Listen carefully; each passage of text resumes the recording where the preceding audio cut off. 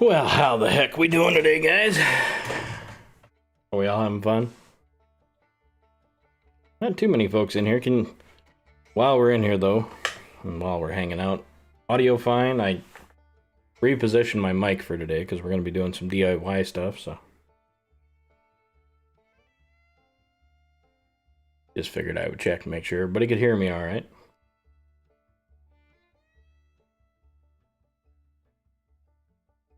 Loud and clear. All right. Well, as we had talked before, I have gotten to the point where I am done talking about the stupidity that is currently our current situation. So, instead, we are going to do 3 projects today. One of them kind of had, one of them's going to blend into each other, but anyway. Yeah, we got some fun stuff to do. So, where do we want to start first? You guys want to help me put a micro fishing kit together first, and then we'll do a hunting kit.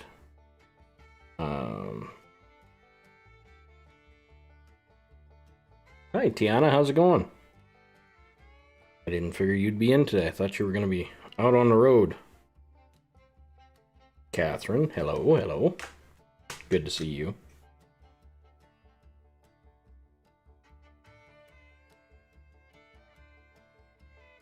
You have been missed there, young lady. Where have you been? Uncle Krusty's in the house. Oh, you leave tomorrow. Okay. I thought it was coming up here pretty quick.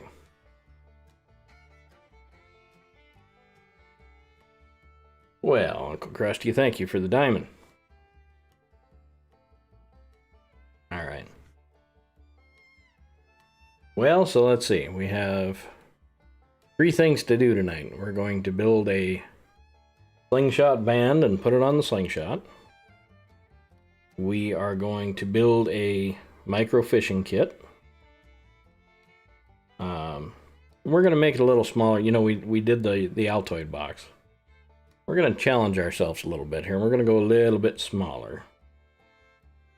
And we're also going to be doing a micro hunting kit that you can keep with you. So what are you thinking you want to tackle first? I'm thinking the fishing kit's going to be the easiest.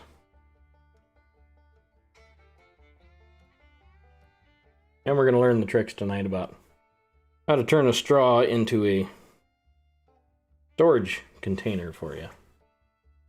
A waterproof storage container. And that little skill will come in handy when we go into building our mini first aid kit and all that kind of fun stuff. So,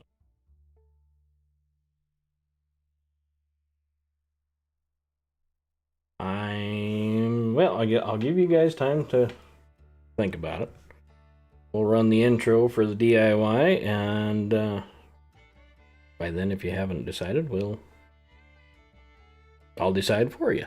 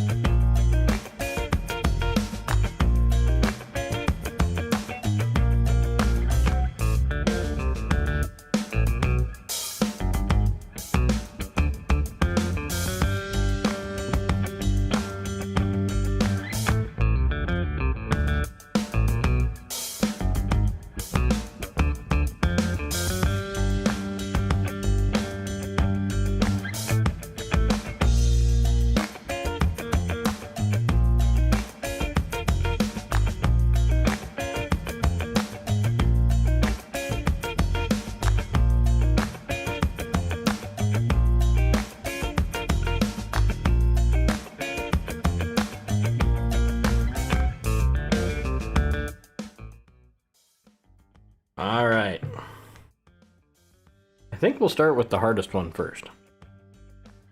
Audio still good? Everybody hearing me all right out there? Evening, AG. Good to see you.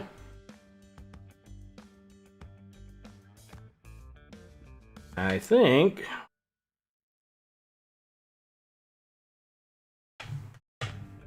we're going to try to build something like that.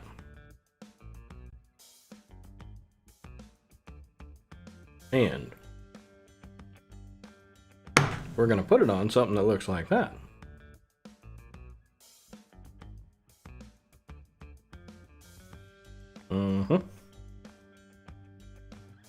By the way, I cut this down, this afternoon sometime. You want to, whenever you're cutting down your stick for your slingshot, you want to cut it out of green wood. Way easier to carve, a lot easier to debark. So this is still a little damp, but yeah, I think it does all right. More of an offset handle, so, but we'll go over how to do that.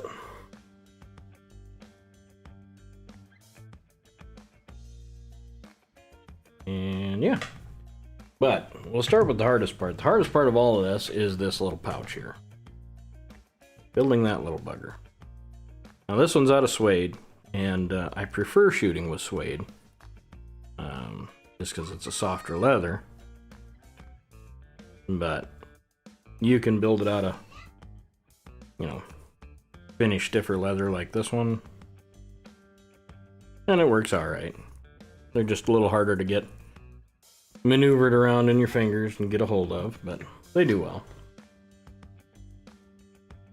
Now, for anybody out there that thinks that slingshots are not a usable hunting device, I can say last year I shot,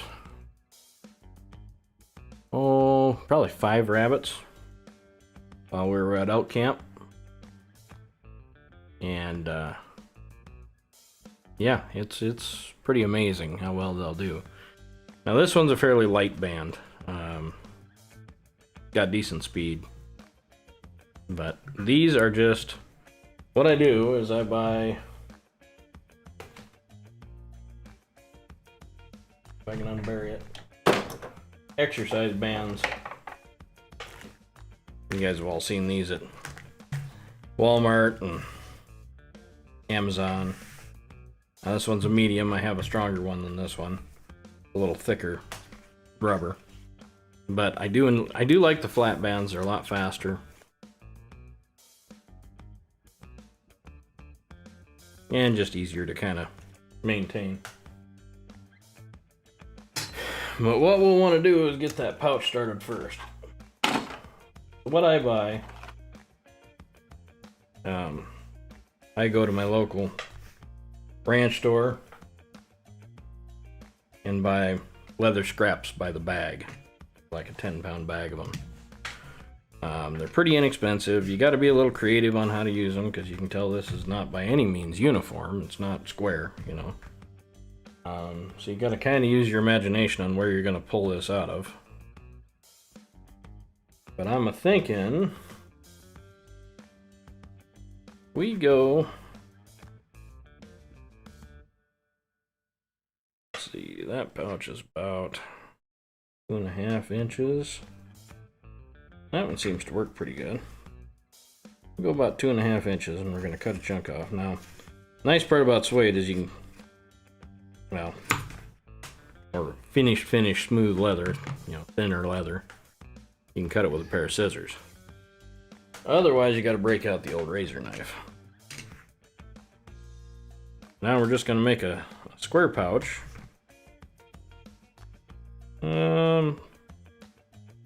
About 3/4 of an inch wide, so here. None of this is a super exact science. Doesn't have to be. Now, you can leave it square, but I like rounding the edges a little bit. Gives it a little easier time tying the band on.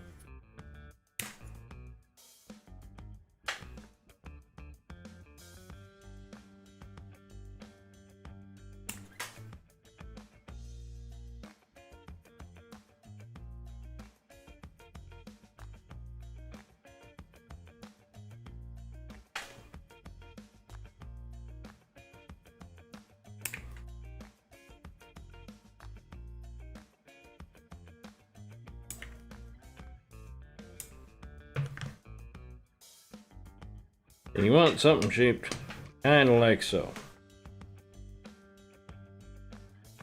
Okay. Now, one of the most valuable tools I probably have for working with leather is just a good old-fashioned leather hole punch. If you don't have one of these, pick one up. They're fairly inexpensive. Easy to use, pretty self-explanatory.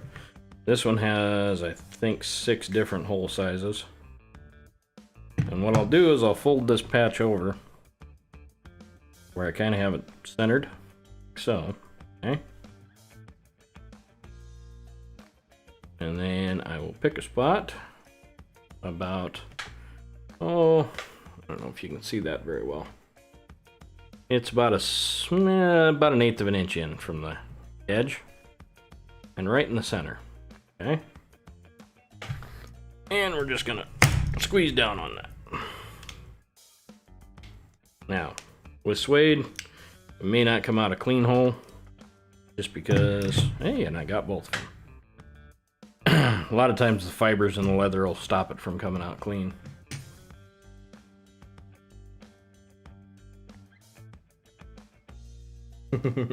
Rednecks. Yes, sir. I'm dang proud of it. Now, I switched to my largest hole for the center point.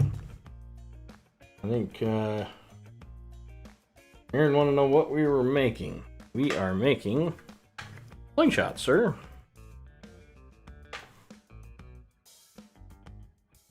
Out of exercise bands.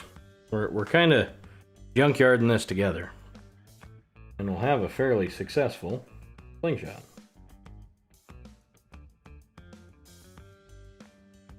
What I do is I pinch this leather to kind of create a crease there, so I know where the center is.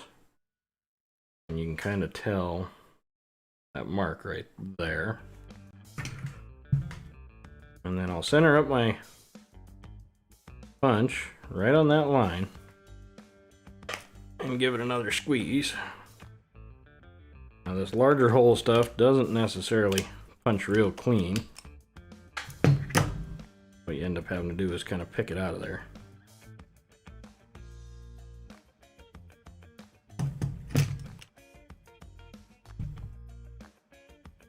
One more time here.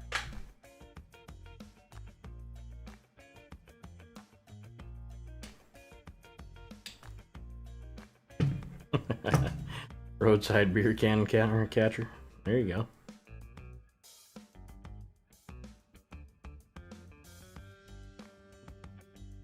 Well, this little bugger doesn't want to cut.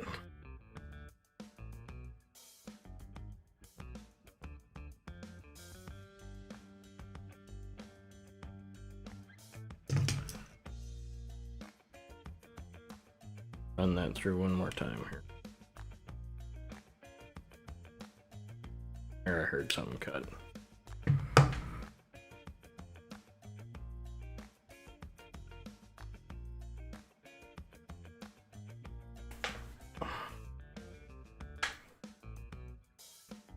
There you go. Hey, something looks kind of like that. Now what I like to do, so it holds the ball a little better, is come in on the edge of the center hole and two small holes, one on each side. Kind of widen it out a little bit.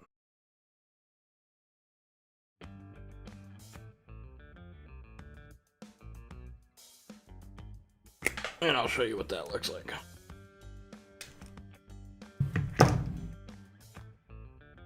Something like that. Okay. That way when that ball goes in there, it has kind of a pocket to set in.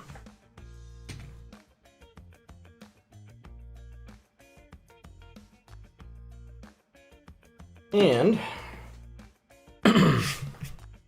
you got your pouch made. Okay.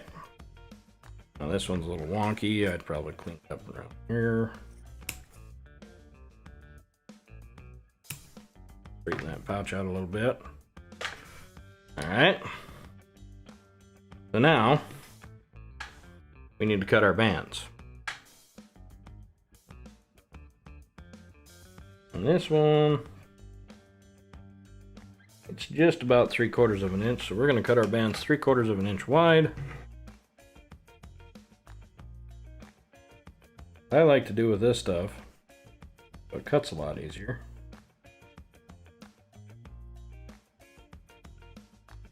And actually on these we're going to put a little bit of a taper. We're going to go 3/4 of an inch to 1/2 an inch.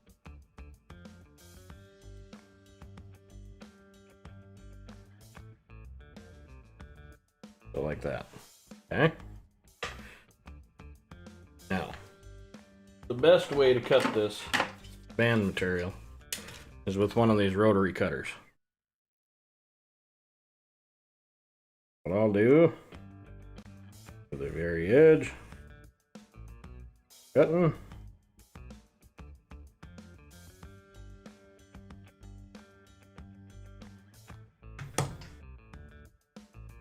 Alright. Now, if I take this band, lay it right here,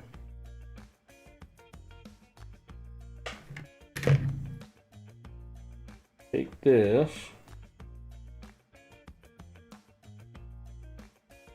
right across there,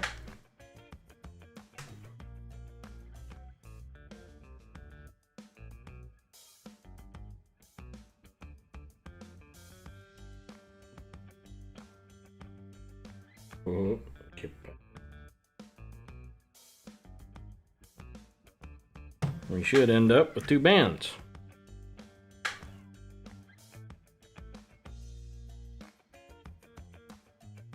Pretty darn close to the same size. Alright. So now, you got your bands, you got your pouch. Now we gotta have some way to affix these bands, huh? Let's see here. We're gonna use a little bit of band material.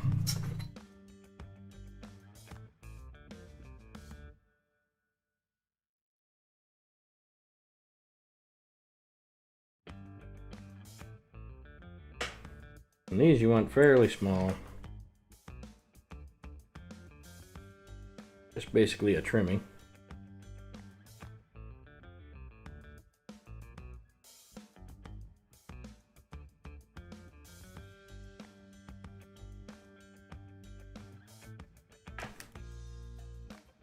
Something just like so.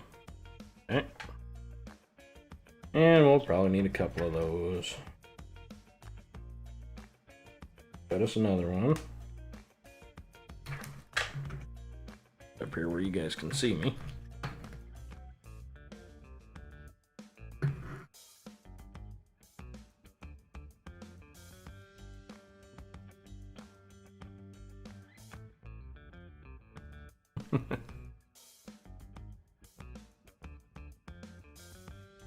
Well, sorry, Aaron. Wish I wasn't so dang boring.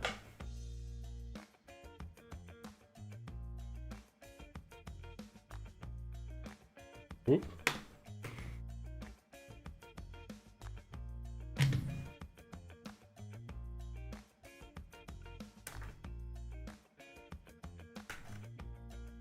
All right, that's all we should need. And you still got enough left there for 2 smaller bands, but we'll put that in the scrap pile. We're gonna get rid of this. So now, if I was to build my hunting kit,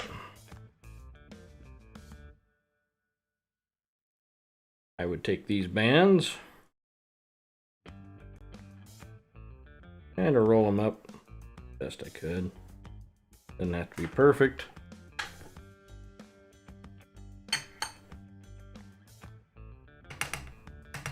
And we're going to tap those out to where they line the outside of that can just like that. Okay. Put our leather in, like so.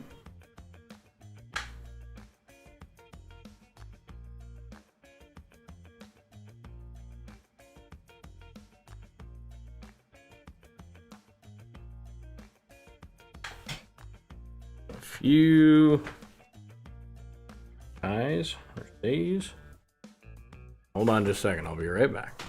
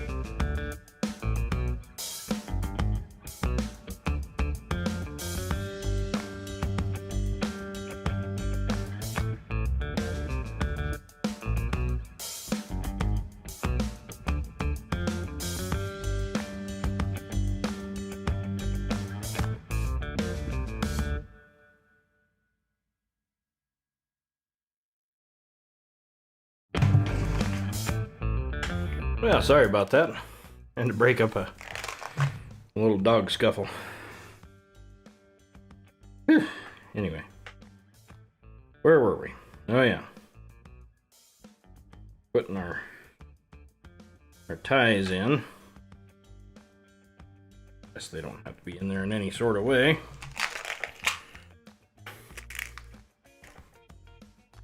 And then let's throw a few duties in. Let's see, what else should we have? Yeah, I told you it crosses over with our micro kit.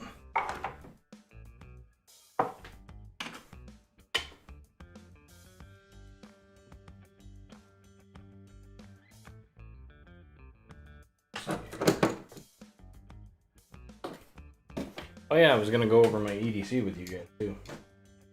See what else you guys would carry compared to what I got on me. Let's see. Pickled beets from your mom. Now there you go.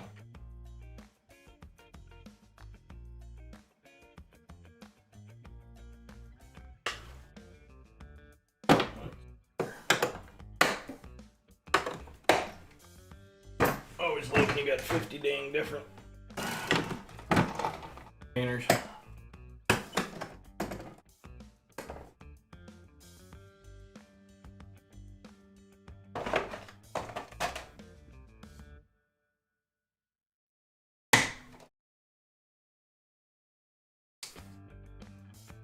And Uncle Krusty, you'll like this one.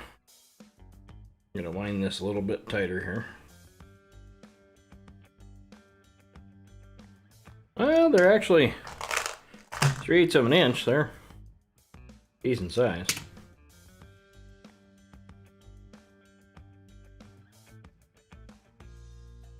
I like 3/8, so they fly a little faster.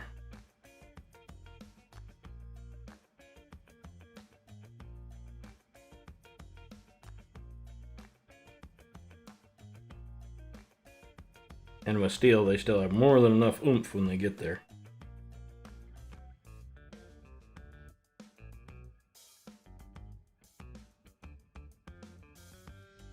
I do some pickling.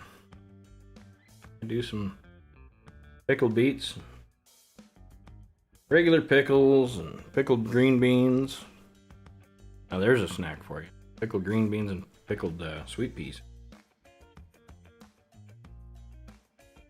You can find yourself on that.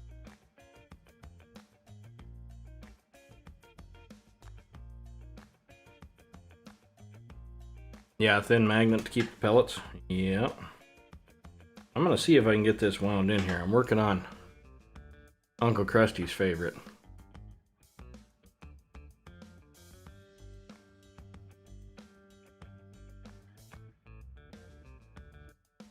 You think I got it far enough? Oh.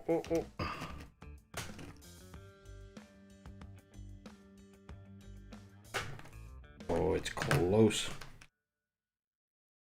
Put that in there like so. And that is 9 foot of snare wire. otherwise known as picture hanging wire. Look at that. Give you guys an idea. I buy these at Walmart for like $3. Galvanized picture wire, 30-pound breaking strength. And 30 pounds doesn't sound like much, but when it's around a critter's neck, you'd be surprised how little they can pull 30 pounds. Now, what I would do with this, which we'll do later, is I'd wrap a layer of duct tape on there. The other thing I would probably put in is a couple of finishing nails. But we got to put our slingshot together. We're going to pull this back out. Pickled asparagus, oh yeah. And let's see, we'll get our pellets out of there for now.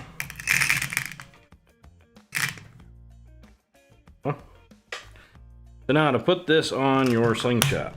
Okay. Get our bands out. And you could put, I mean, you looked at how little bit of room that took to put those bands in. I would cut, you know, 4 or 5 different sets of bands. Maybe some thicker material so it's a little harder shooting, a little faster, a little harder hit.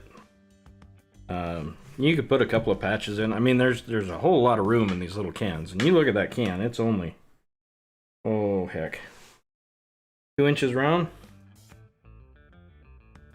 And with the lid on, oh, it's 1 inch thick. So 2 inches around by 1 inch thick. Worst tasting bird and animal.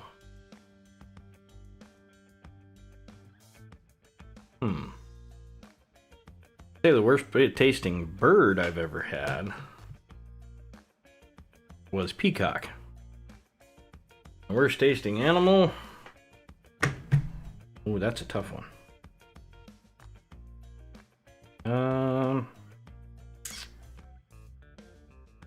Worst tasting animal.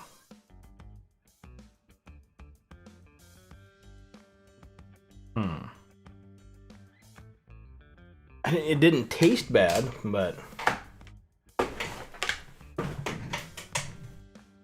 I would say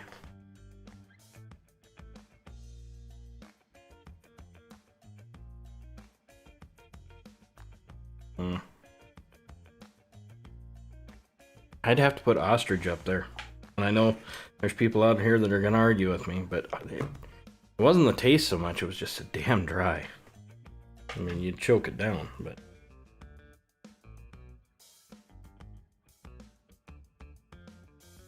Yeah, dip cans work good, as long as you use the plastic ones. Alright, so you remember how we cut these at a taper. We got a thin, thin end and a thicker end. We're going to put the thicker end on our slingshot. And what I like to do is I double over my band, like so, okay? And then I put that double over against it, okay?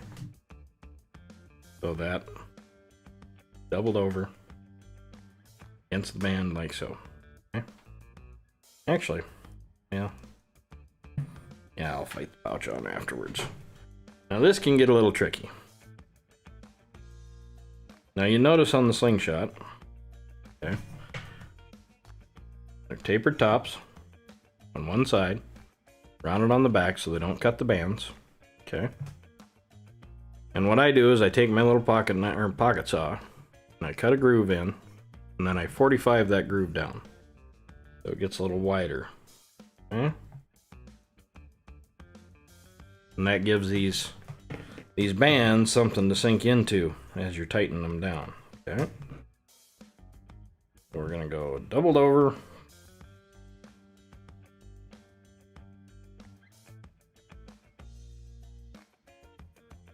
a little bit more, there we go.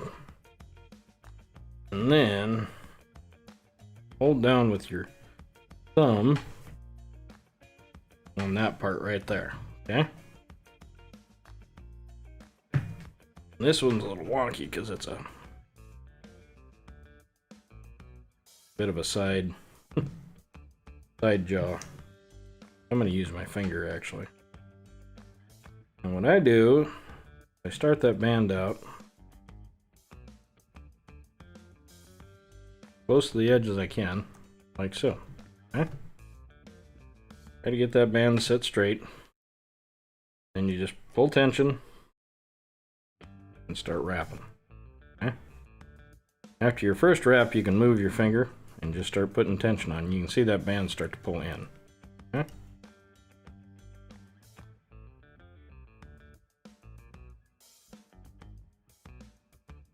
And I don't know, you can count your wraps if you want to.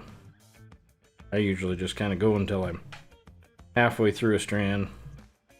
Then I put my finger in the wrap. That goes over the top. I come around underneath my finger. Catch the one I'm pulling. Pull it through.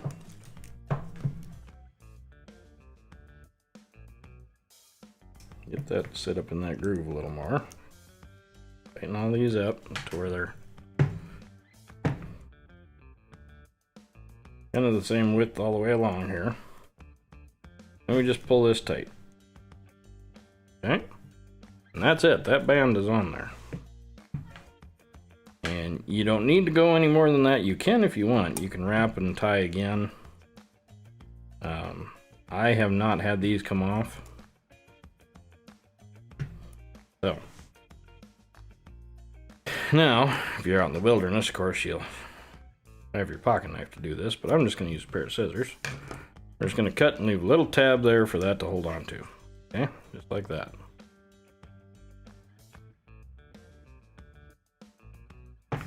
Now, kind of mess around with that band a little bit, get it to move. Then we're going to do the same thing on this side. And we're going to double up our band. Make sure they're about the same length coming back.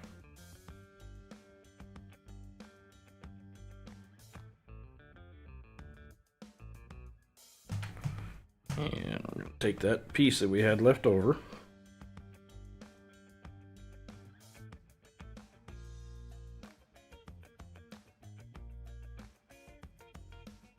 Place it right in line with the groove.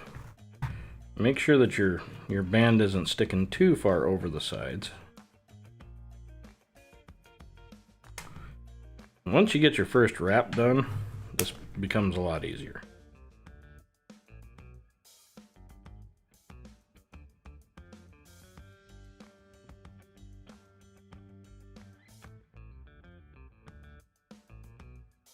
Take your time.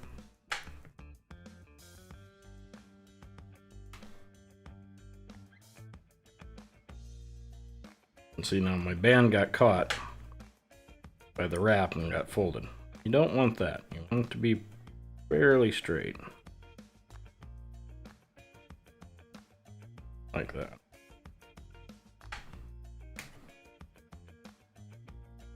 Like I said, once you get the first wrap on, it's considerably easier. And you just keep wrapping, holding down with your thumb, wrap, hold down with your thumb, wrap. So we're getting close to the edge, to the end. Gonna wrap one more time. And through.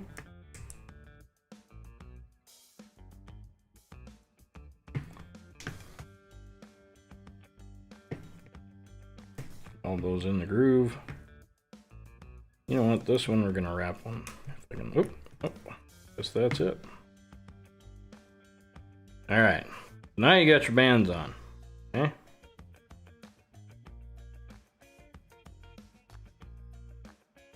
That looks over the top.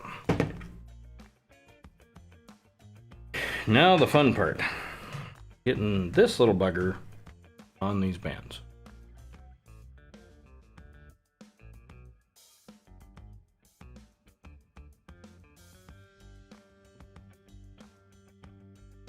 I have never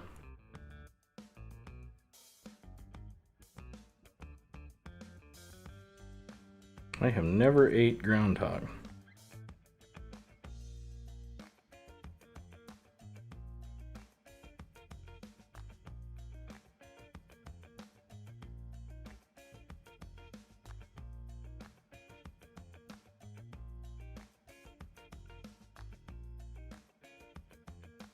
What I like to do is roll that band up. You get it started in the hole.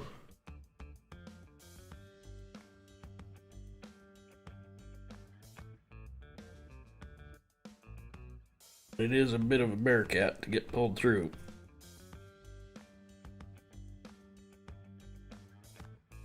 Once you get it started, it's not so bad.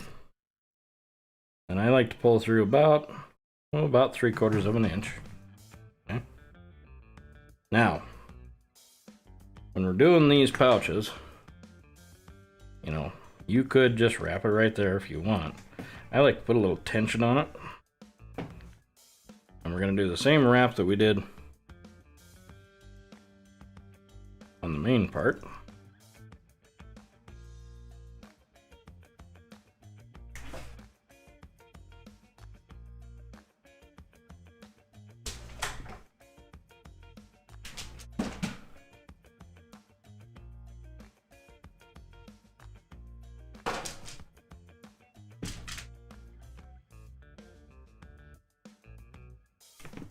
Ooh. That's the only downfall of these pouches on the back. They rotate on you.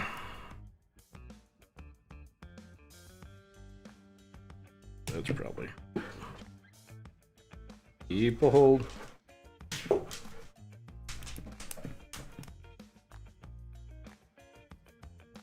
And we're going to do the same thing. You fish it around your fingers, over,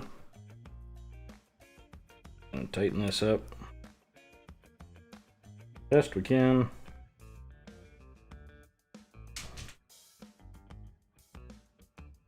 Just to forewarn you, there's nothing pretty about a homemade slingshot, so don't be too concerned about how it looks. It's just a matter of how it shoots.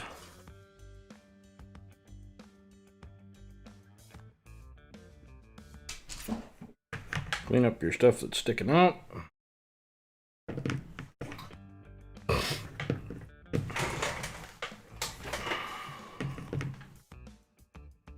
Now, this is kind of the tricky part.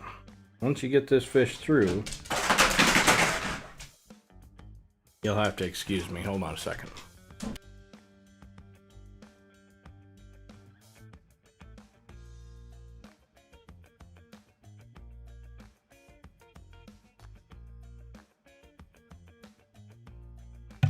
All right. So now, yeah, it was the dog. Mom and the boy went for a work outside, and the dog thinks she's missing out.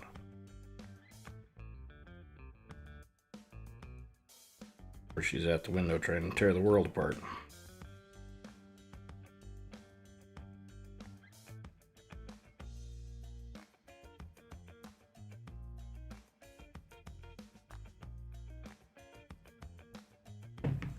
Alright. Oh. Hell, you make me out to be a liar.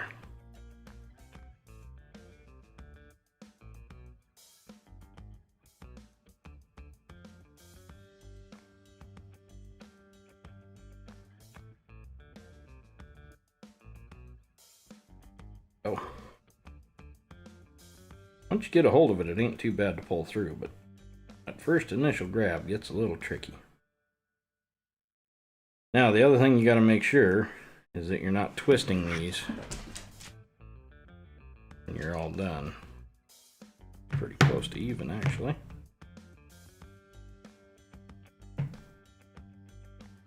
Now, the fun part. Get a little tension on there.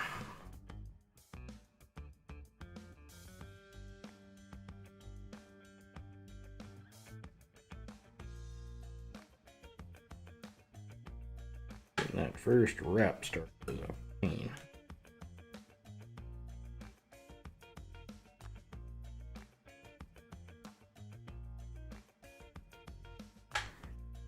But we got her. Now we just put a few wraps on.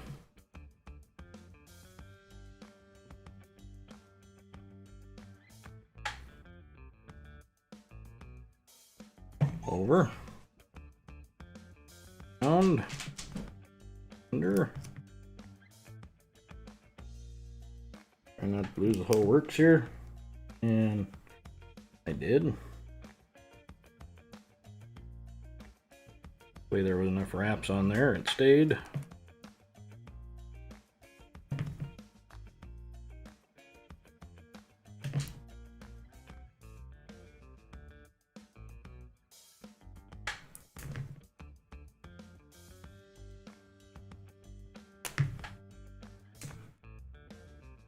There we go. Pull that down tight. Clean up our ends again.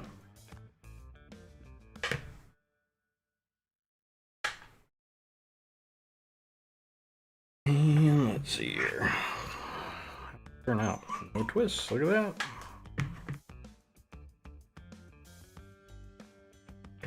And you officially have yourself a rabbit killer. That's a good stretch. You can see I got quite a bit of tension on those. They just wing. Isn't that fun?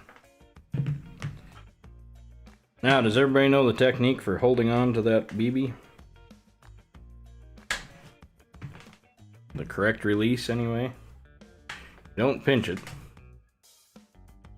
Don't do this. No. What I do, get your BB in that center little seat in there. And what you want to do is right here, put it on your knuckle, like so, and pull.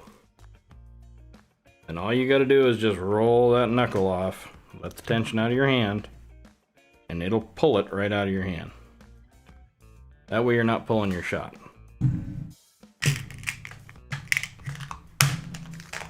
So there you go. There is your completed slingshot. Now,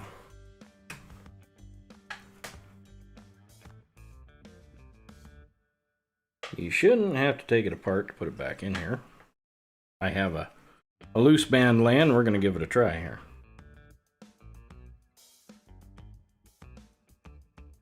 Oh, actually, roll it up before we put it in there. I think.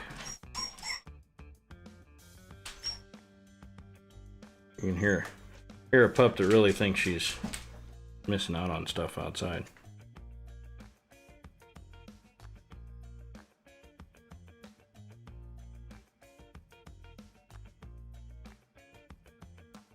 Oop. A little.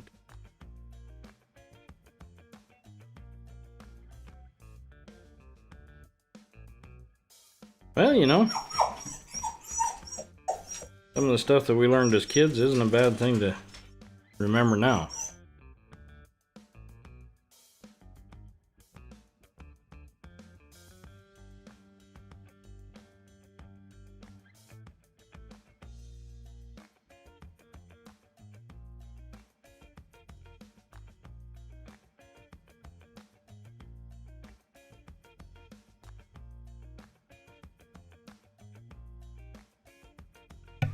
There we go.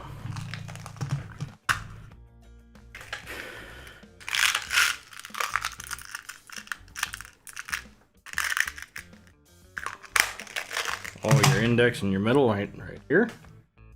Yeah, I almost like a bow release is how I hold it. So hold drag and then butterfly.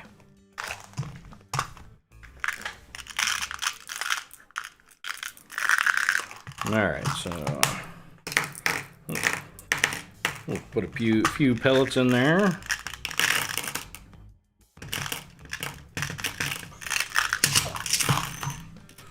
Probably a good dozen. Put that snare wire back in, or try to. Snare wire is a bit of a bear cat in this little container. There's 9 foot of this, so I mean you could actually make quite a few snares. You're doing like a squirrel snare, or even rabbits. You like the sound of the got ASMR DIY here. Alright, get that packed back in there.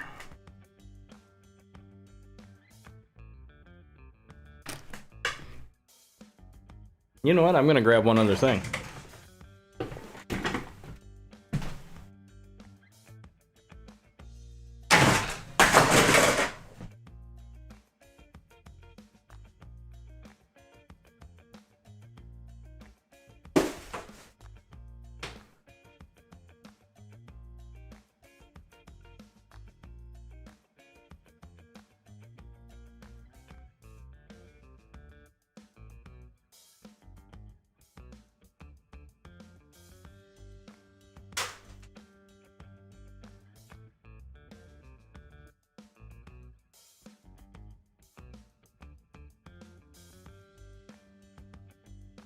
Just in case.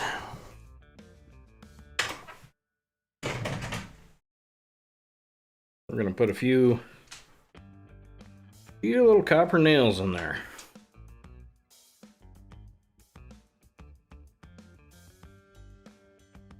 And I like these because they got, you can't really see it real well. There's barbs on them. You don't have to drive them in as far as a regular nail. But this way, if you don't have somewhere that you can get your snare tied to, you can always just hammer it into a tree. Alright, so in there we got snare wire, about 20 pellets, slingshot, band with all of the accoutrements. Oh, I know what's not in there though. We better put a little piece of bandage in there for the tie-in. Well, I guess that one's already tied. We just strapping it down to the slingshot frame. That up right there in the center, like wrestling a rubber noodle. That packed in as tight as we can. Hold on to it while we put the lid on. Put that upside down. Weight on that lid. Then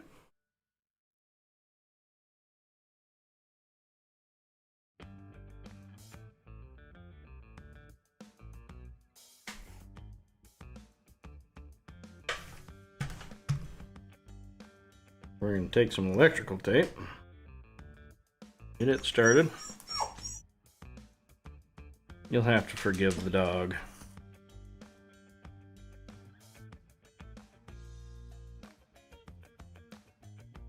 He's feeling very left out right now.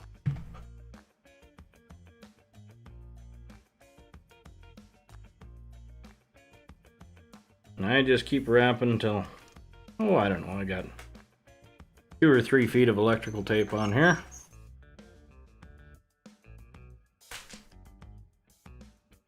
That gets your little waterproof can with all your goodies inside.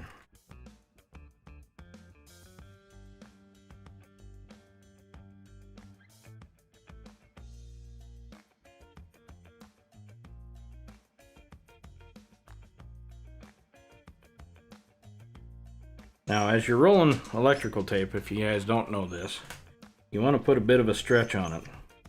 Electrical tape isn't really good at sticking to anything other than itself. That only happens when you start to stretch it.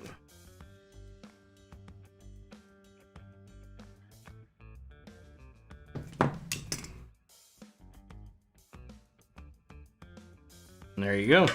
You have a complete hunting kit, minus the stick, which I would hope to Christ wherever you're at, you can find yourself a stick.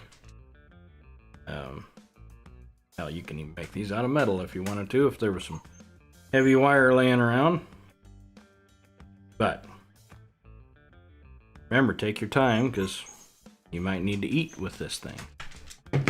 Might be your only way of getting food. So we're going to push this down a little bit, get it into the, get a good seal on it.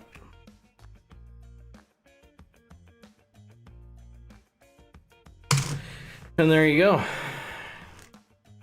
You have, oh, I don't know, 15, 20 slingshot pellets in there. 9 foot of snare wire. Slingshot bands and pouch. A couple of nails for your snare. And you got a fairly decent chance of getting meal.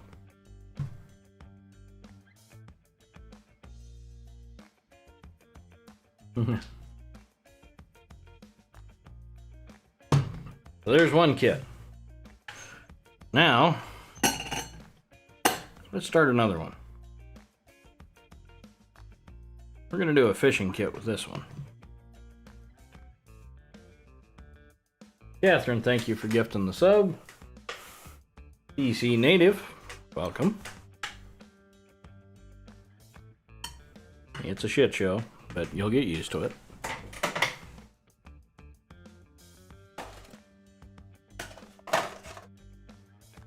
Alright, now.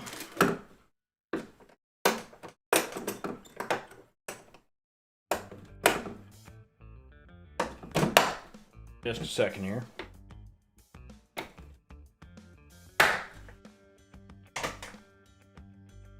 Oh no, 3/8 pellet will go through and through. If you're shooting with these bands, they'll go in and stick.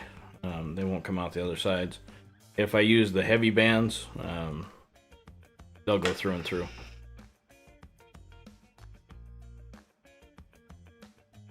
Alright. So let us get the fishing stuff out here.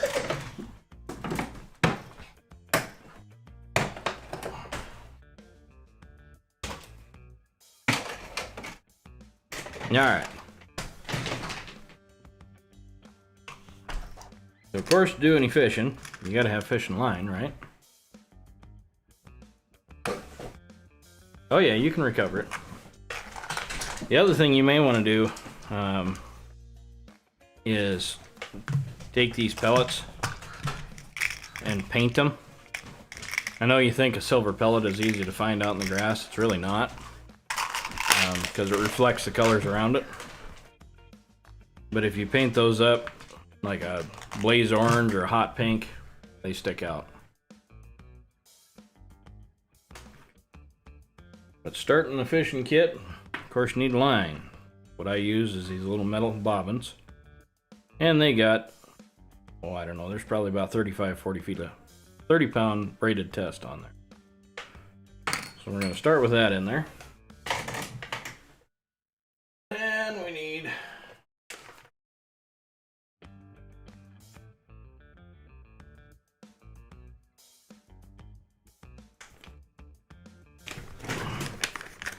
we'll need a couple of floats, right?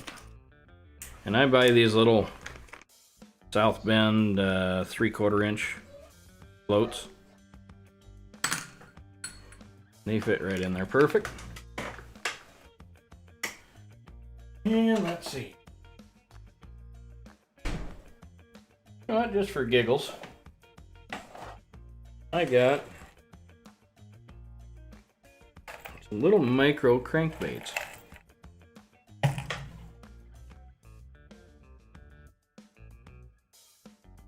think we'll throw one of those in. Look at this little bugger.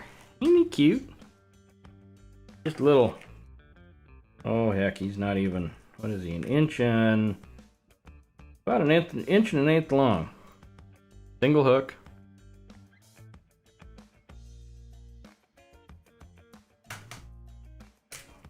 Set him in there. Okay. And then what else do we got here? Let's get our hooks out. I'll run two different kinds of hooks in here. We have some egg hooks. And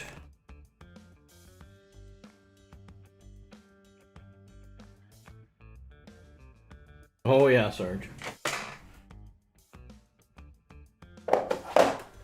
Let's see, the screw top style. Are you talking that kind? Or that kind? Or that kind? I have an illness. Or a bigger can. I know they make a 500 count. I have one of them sitting here too. But yeah, these screw style. I would still run some tape around them because they're not waterproof, but yeah. Yeah, they work well. Okay, we got our hooks that we're gonna put in. Let's see. Probably need some sinkers, right? Some split shots. The split shots out. What else do we need in there? How about a casting spoon? Do we want to throw a casting spoon in there? I got some super small casting spoons that I keep for this.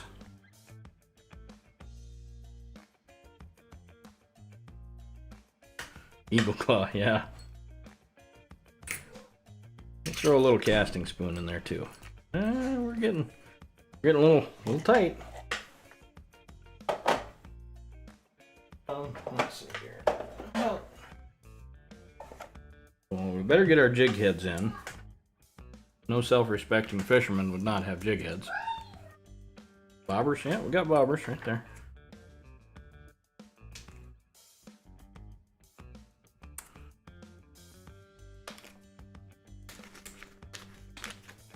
I got some little 3/32 ounce jigs, a little micro spinner on them. We'll probably fit 2 of those in.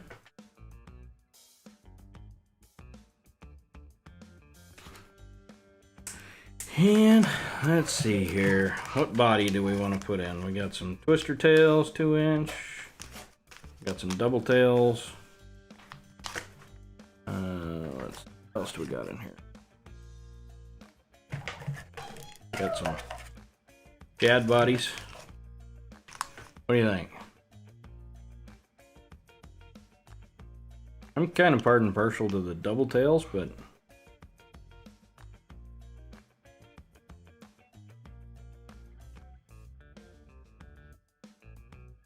you wonder if there's something in the wild that could be used as a bobber. Yeah, there's actually a lot of things that you could use as a bobber. Yeah, there's more than I would care to count. I just like having the bobbers in here just in case. Saves me from having to whittle a stick. But yeah, if you just took a small stick and whittled a groove on the edge, or on the one end or the other, it would act almost like a tip-up bobber. It would lay flat, and then as the fish bit, it would stand up. I think we're gonna go. Oh, I don't know. I'm torn. I think we're gonna go with the twister tails. What do you think? Should we go with twister tails, or I don't think we're gonna go with shad bodies. Which ones? Twister tails or the crappie scrubs, which are the kind of look like a little frog.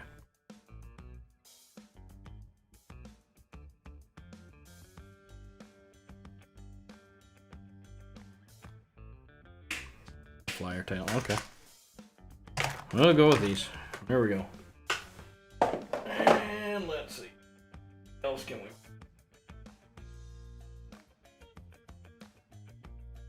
Well, I guess let's try to fit what we got so far. So we'll put our jig heads down in the bottom there. Kind of see everything. Let me see if I can get this light a little better for you guys. So we got a crankbait, we got spoon, 2 jig heads, fair amount of line, and 2 bobbers in there so far.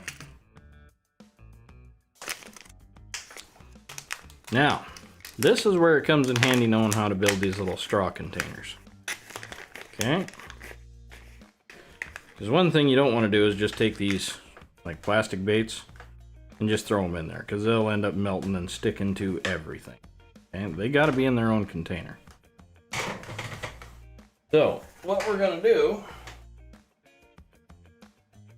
I order these oversized straws, these oversized drinking straws from Amazon. I know for some of you folks it's a straw and it's plastic. Something you haven't seen in a while. So what we'll do here, we're gonna nip off just enough to fit in there. Okay. And if you've ever made a straw container,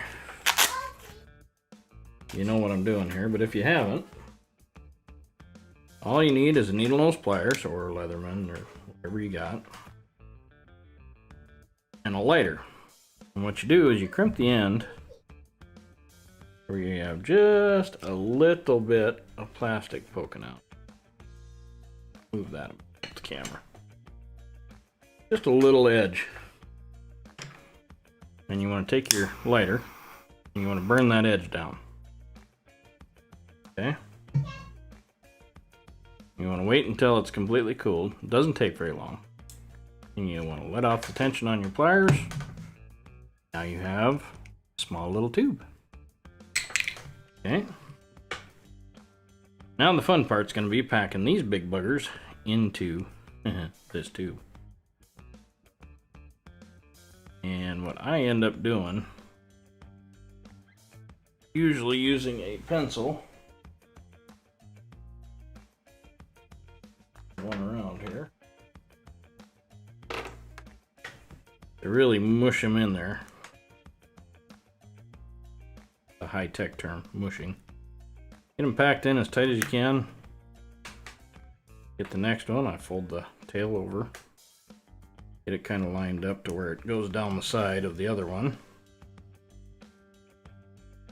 They are going to fight themselves back out of here.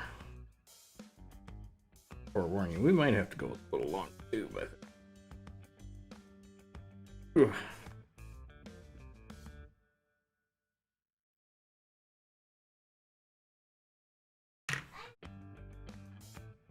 Ooh. Yeah, we need just a titch longer tube, which will still fit. Alright, we're gonna go a little longer here. Now to get these out, you just squeeze and they come right out. Okay. So we need a little longer tube than 1.5 inches. We'll go 1 3/4 inches.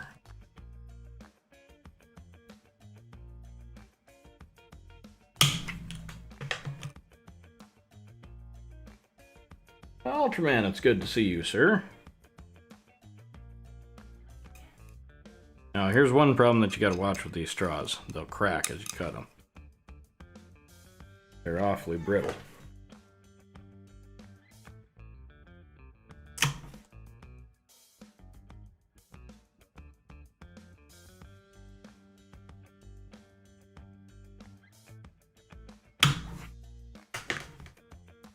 All right. Try round 2 here. Again, we're going to pinch the ends. That. Turn them shut.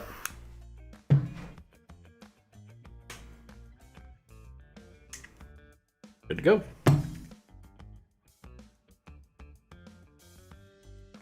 We'll try this again here.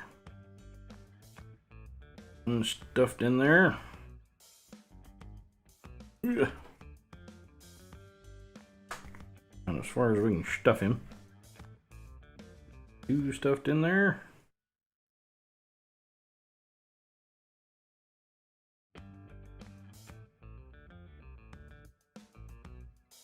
Fun part. Open these up. You want to pinch this shut with your hand. Keep it from coming out. It's kind of spring loaded in there. Melt that down.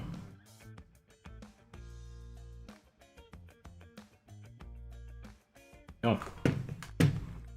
Now you got your 2 bodies in there. Okay. Work on the hooks. Need a grab a new straw here. It's all broke.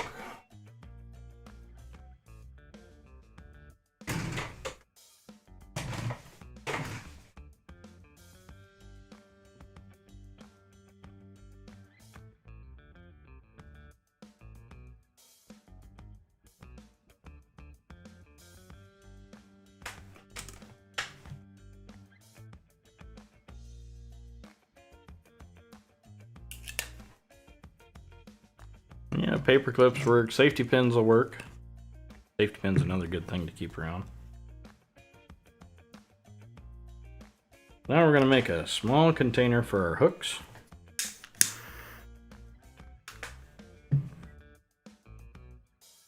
And these are going to be little hooks that we got first go around.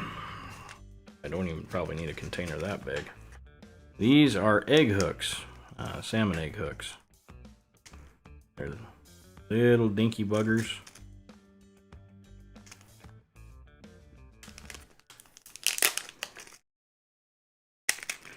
And they are a bear cat to keep track of. So put them on slowly. And what do you think? Should we put 3 or 4 of them buggers in there? What do you think? Well, I guess they come in a pack of 10, so we'll do 5. Look at that, 5 little hooks, and they're not even, oh, they're about a 1/4 inch big. Just little buggers. But we're gonna get them scarfed up here. Thrown in. Yeah, in reality, we could have made that package half that thick, and I think we will. Just to save us some room.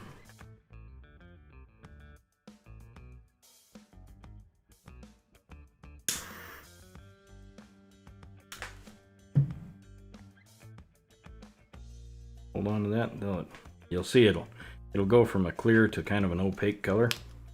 You're done. Now look at that, you got 5 little bitty hooks. Put those in there.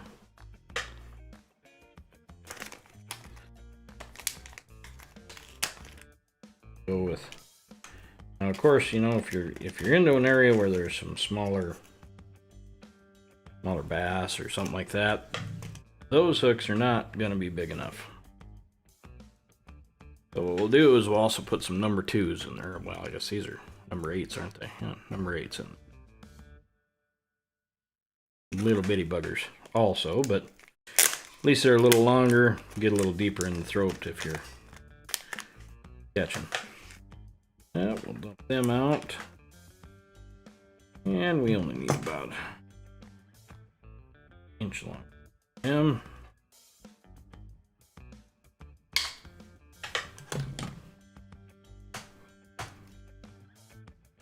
How many of you folks knew the straw cheat or technique out there? You guys used this before?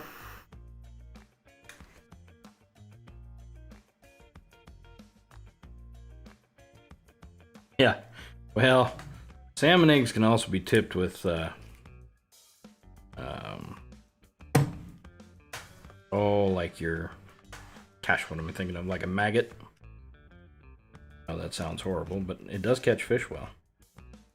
All right, there's 10 of these, so we're gonna count 5 out. 4, 5.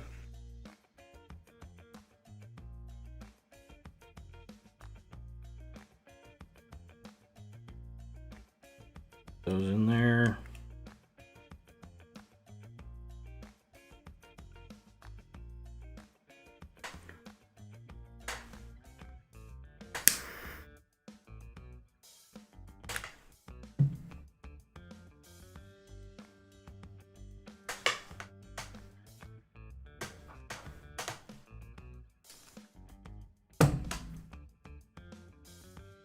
And we got 5 little hooks in there. Throw them in. And we still got a fair amount of room there. Nowhere close to full yet. Oh, we got to do the sinkers yet, don't we? Yeah. Split shots. These are number 7 split shots. They're just shy of 1/8 of an ounce.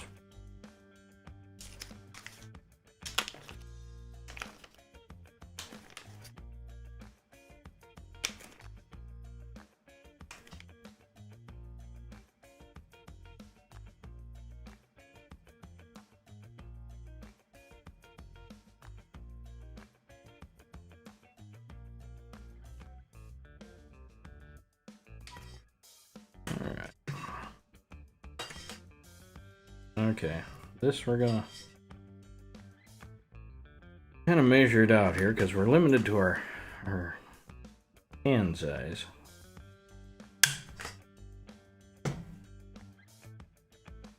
What? Bugger. They got some weak spots in these straws that really mess things up.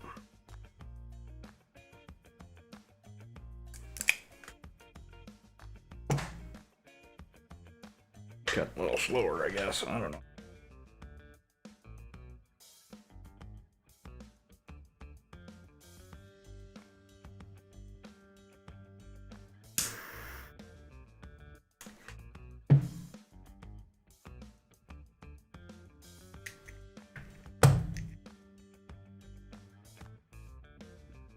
Alrighty.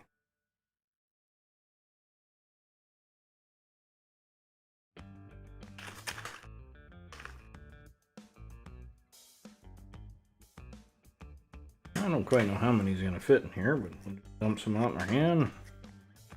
Scoop them up like so.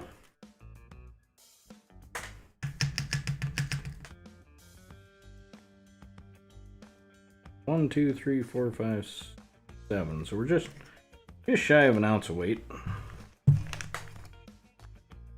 That should be. And one on the floor for good measure.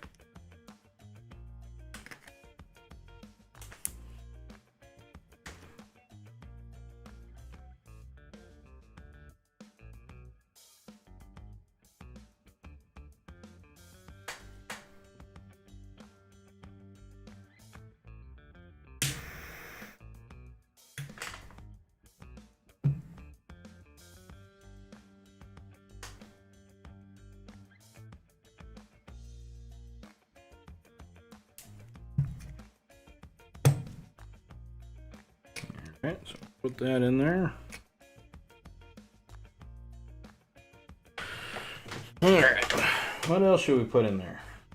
Oh, I know what we could do here, I think. Let's see here. Might have to maneuver some stuff. Oh yeah, we got a little bit of room left there.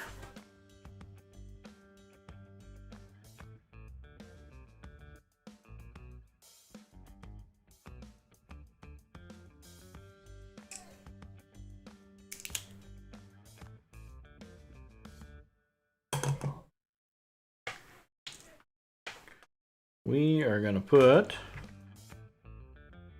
marshmallows in. Won't be able to fit too many in, but we'll get them in there best we can.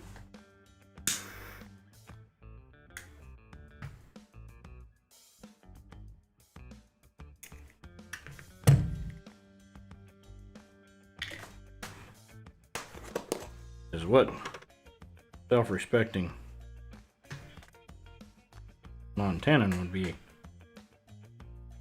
anywhere in a area without trout marshmallows. Come on now. Back down in there the best we can. There's one. See that glittery. Well, let's see here. Yeah, there you go.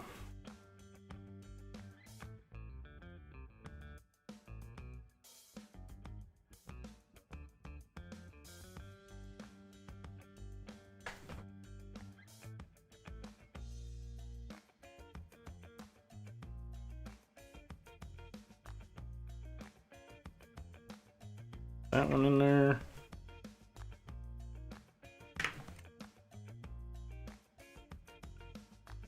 So we got 2 baits so far. This way you'll at least have something with you.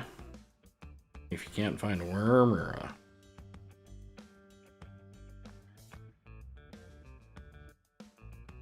a nymph or dragonfly nymph, work really well. So what are we up to there? There's 4 in there.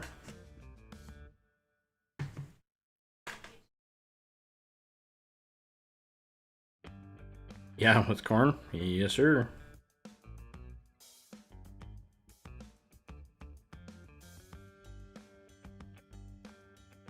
think we'll get 5 in. That'll be about it.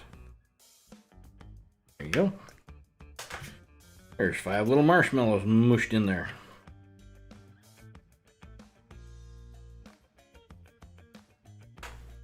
Oops, that one mushed out a little bit. We'll burn him out of the way.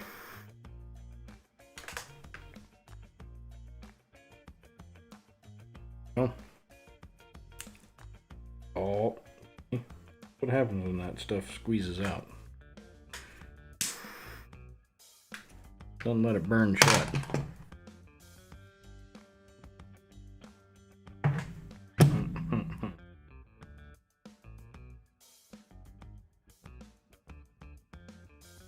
What do we do there?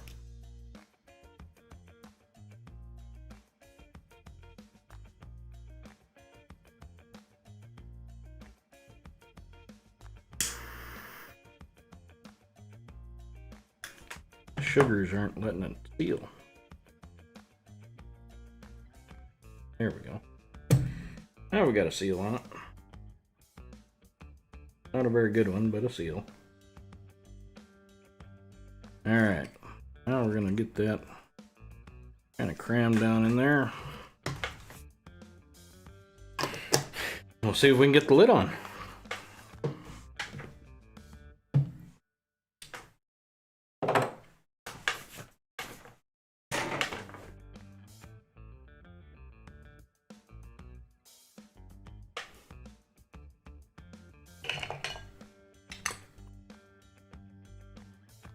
Oh, heck yeah. Look at that. Now, before we tape this shut, I'm going to lay out everything that's in the case, okay? So you guys can see just how much fits in a 2-inch by 1-inch tin, okay? Alright, so we have 5 marshmallow baits, 7 just shy 1/8 ounce, or number 7, yeah, number 7 split shots, 5 number 8 hooks, 5 of the salmon egg hooks, tiny buggers. See them very well.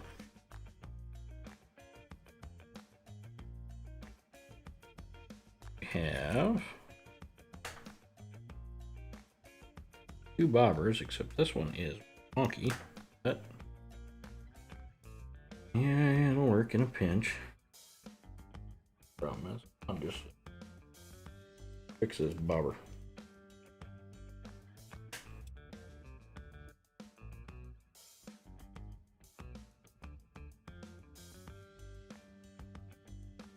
There we go. Hook wasn't bent all the way. 2 bobbers, 2 soft plastic bodies.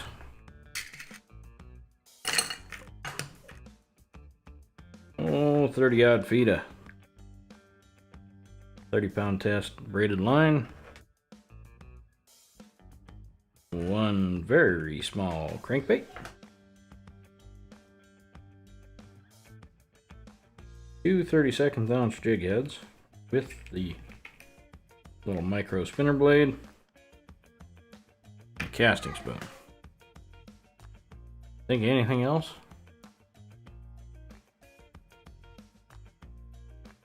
Hey Black Cat, how's it going?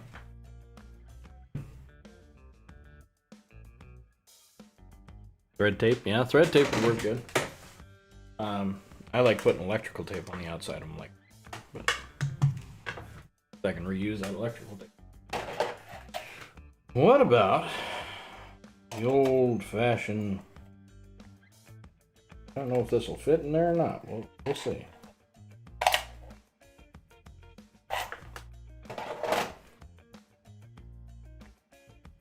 Fishing reel, yeah. Well, remember this is this is a little different than this is survival fishing, not necessarily going out with the boys on the weekend. You think I could fit a rooster tail in there? I don't know. Let's see here.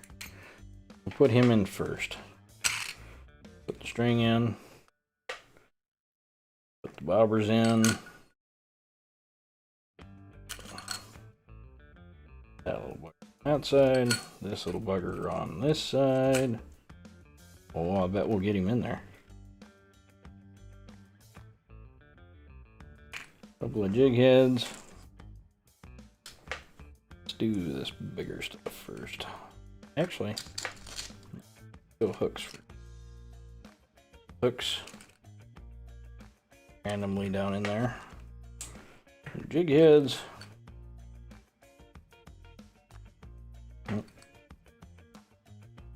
Marshmallows will mush a little bit.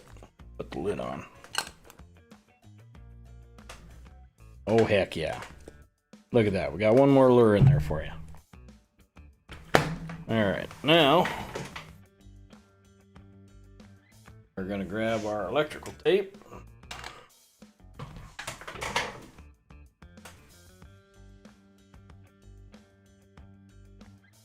And get a little bit started here.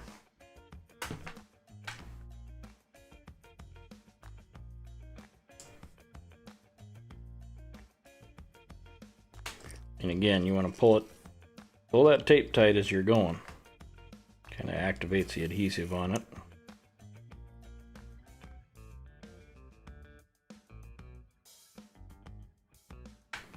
Gets it to stick pretty well.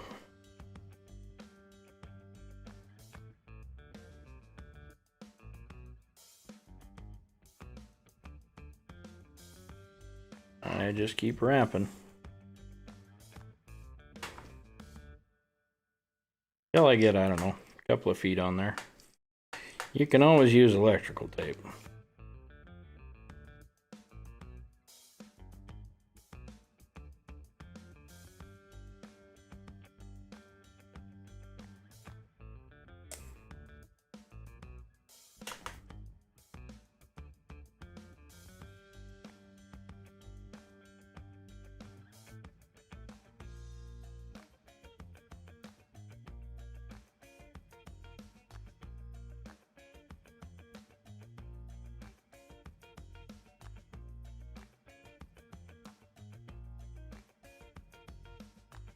That's probably about 2-3 feet on there so far. That'll be enough.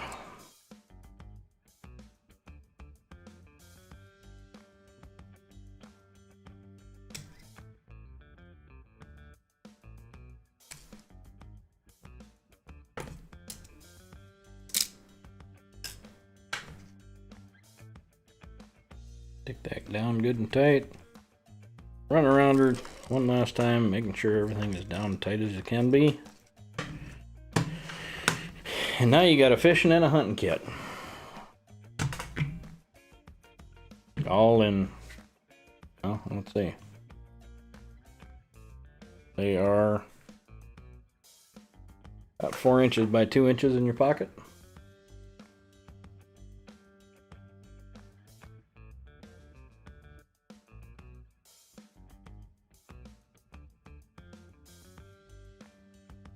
Yeah, duct tape does go bad, especially out in the sun. Yeah. So there is your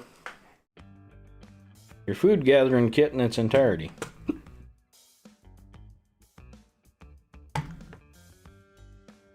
What do you guys think? Could you put together something like that?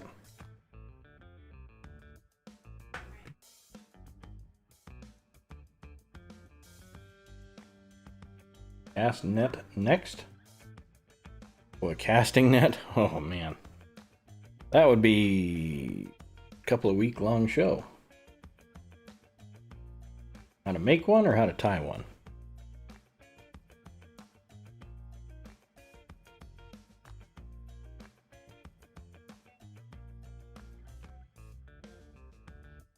Yeah.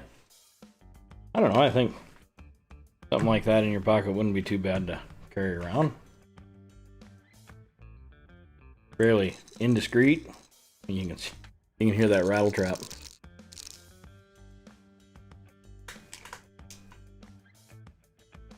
I could do it. I could tie you a casting net. You wouldn't like it. So, there you go. Find yourself a stick. Away we go.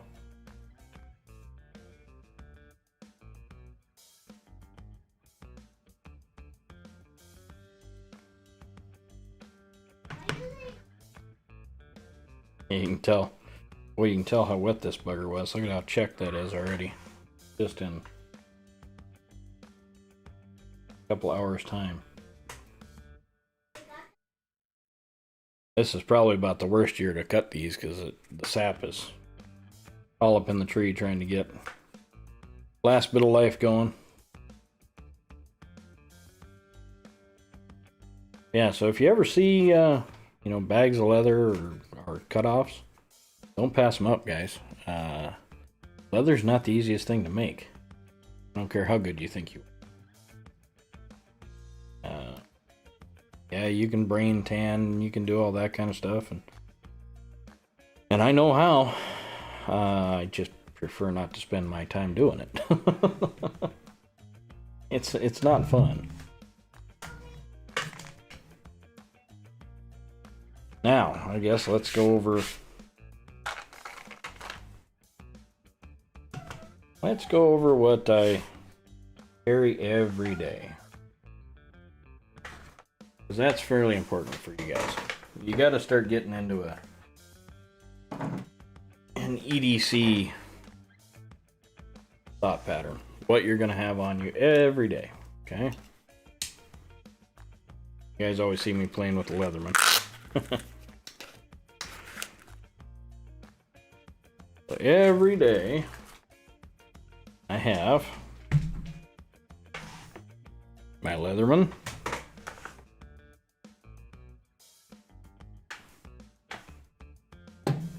my backup. Oh, let's see. Might still be in my. Oh, it is. My backup to my backup.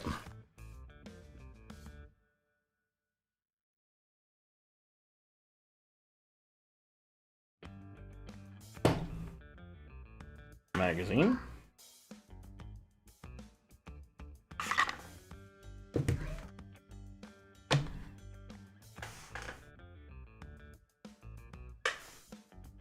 So, here is what's on me every day.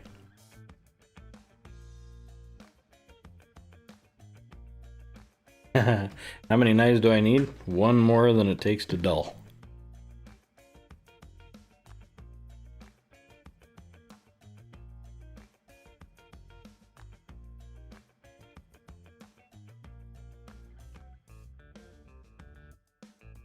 So, I carry an M&P shield.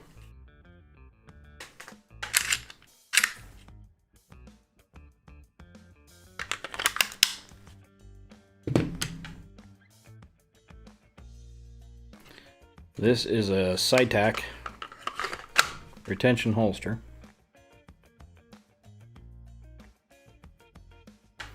And what I like about this holster is it's full retention until you push this little button right here.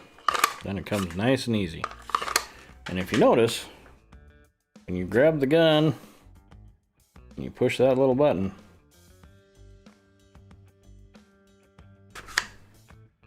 notice where your finger is.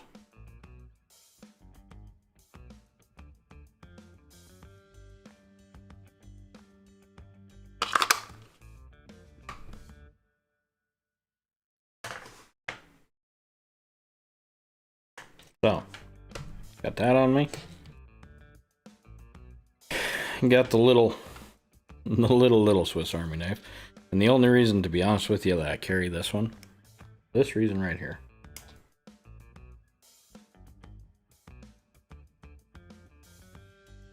I love the Swiss Army knife scissors. They're sharp, they're tough, they do well. And of course you got your small little whittling blade there and a file. And this one, got the Phillips screwdriver, your sewing awl, which I don't know how many folks knew that this was an actual sewing awl for like leather and heavy wood or heavy material. That's what that little hole's in there for.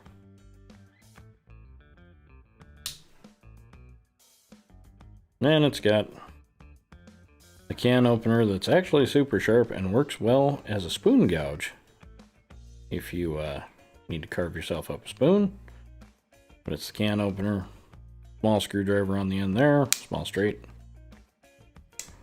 larger straight with the bottle opener.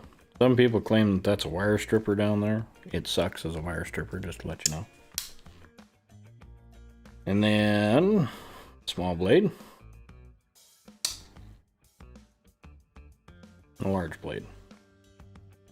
It is dirty from my carving earlier. A sticky tree sap on it.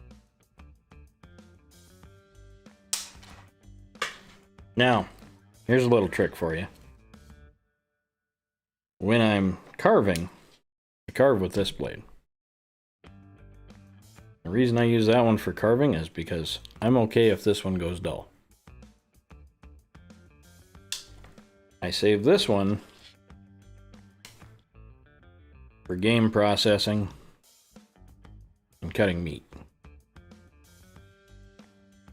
That way I know it's always sharp.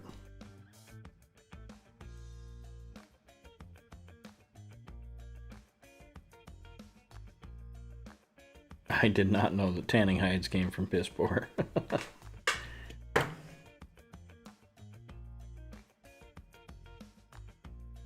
Might want to get the M&P off camera. Why? It's registered.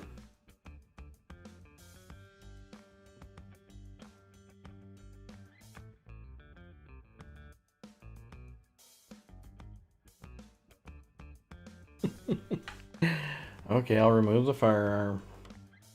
You guys happy? There you go.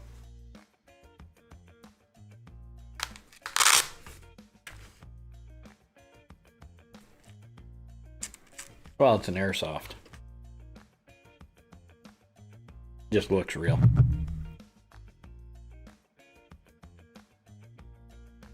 Now, in my Leatherman, get all on its own. So in there I have a flashlight. I have the Leatherman Wave, bit extender, an 1/8 inch drill bit, because you use an 1/8 inch drill bit for everything. It works great for pilot holes. And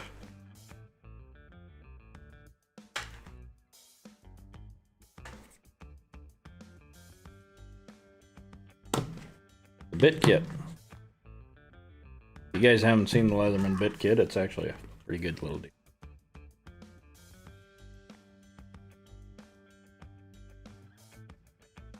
Paint the end orange.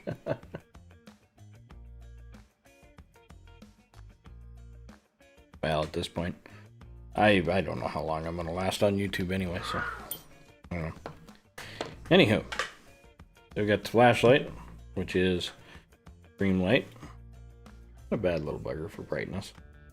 Just a single AAA battery in there. I switched to carrying this one just because I have AAAs that I'm using up. The one that I used to carry has a twin to it. This one is considerably brighter. What I liked about this one, it was rechargeable. So one day there's either this one or that one in there. So that's just in the Leatherman kit. Now, in the Wave, what I like, I'm going to show you this bit extender. And now they make a ratcheting one of these. Actually really cool.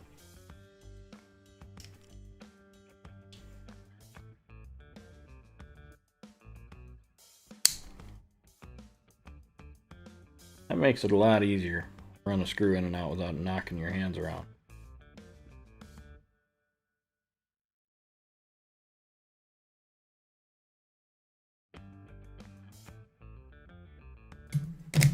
And now you got yourself a drill. It's a hand drill, but you can make it. You'd be surprised how well you can do with a hand drill. And it accepts any. This is the Leatherman Wave. I can see it. But yeah, now you can accept any bit that you want with this kit. Just the standard 1/4" bit.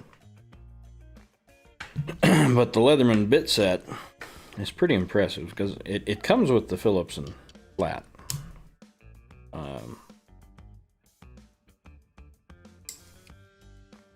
But if you get the bit kit, it has a micro flat and Phillips up here for your like, you know, glasses and stuff like that. Phillips of just about any damn size you can think of.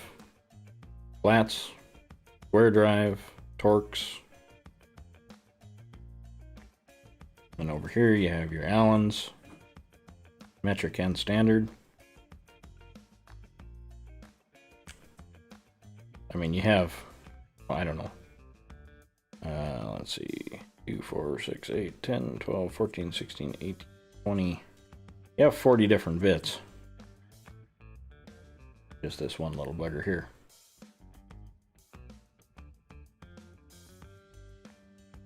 Oh yeah, the older Leathermans, they still work pretty good. Yeah, and this all just goes in this little pouch here.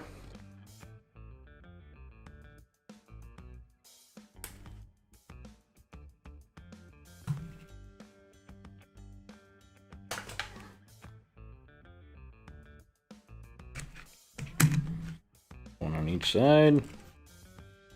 Put the Leatherman in the front.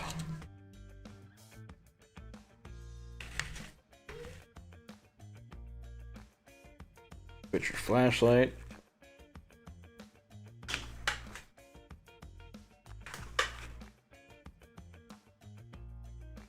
Down the side. And you still have one pouch left over. What I did find out today is that little bugger fits nicely in there.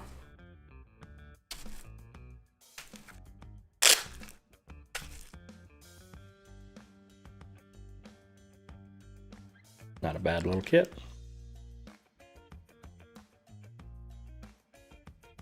Yeah.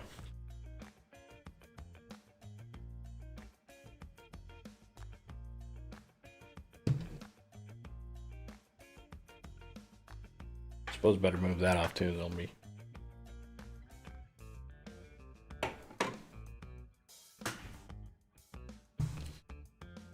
freaking out about that. Yeah, that's my daily carry. I'd put the, well, one other thing.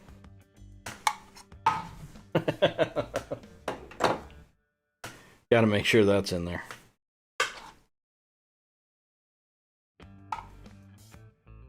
Yeah, goes on the belt nice. And there has been many a times where this little pack right here has got me out of a lot of trouble. Ran it on the side of the road. Whatever. I don't know. Not too hard to put together a kit like this, guys. You know, you throw these little buggers in there. Now you got your hunting and your fishing handled. And then if you want to get technical, you can throw this one in there. Now you got your fire starting. Basically, now you're worried about shelter. That's about it. Oh gosh. I fibbed. I emptied out my pockets and I missed this. One other thing I carry.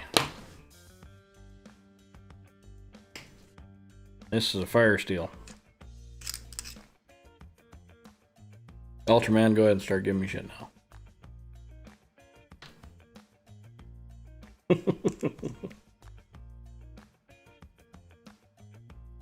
You've never been around these before.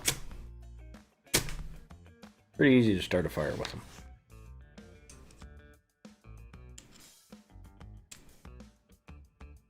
You can buy these knockoff Exos. Yeah, it's a primitive lighter. I'll tell you what. Just so Ultraman stops giving me a rash, I'm gonna do something.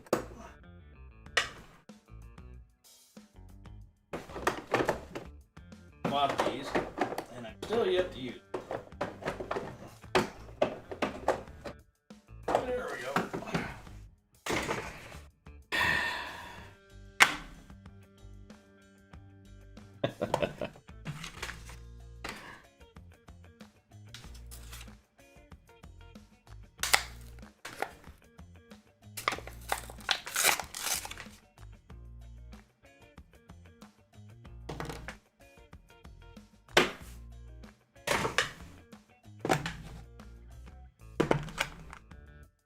Here.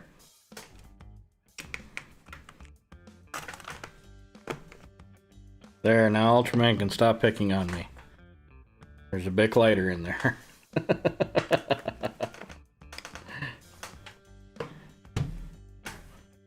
Have you guys seen, I got a lot of new folks in here. I know we went over this a while back, but has everybody seen the fire kit? We can unload that quick too while we have... We got about another 20 minutes here. You guys want to see what's all in the fire kit?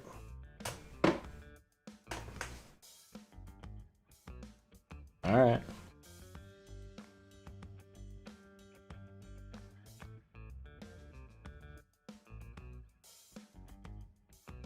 Gotta do something for you beforehand.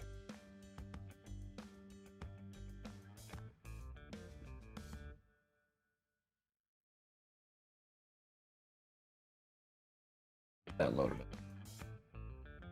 You haven't seen it? Okay. All right. Well, we'll take a look at the Altoid fire kit here.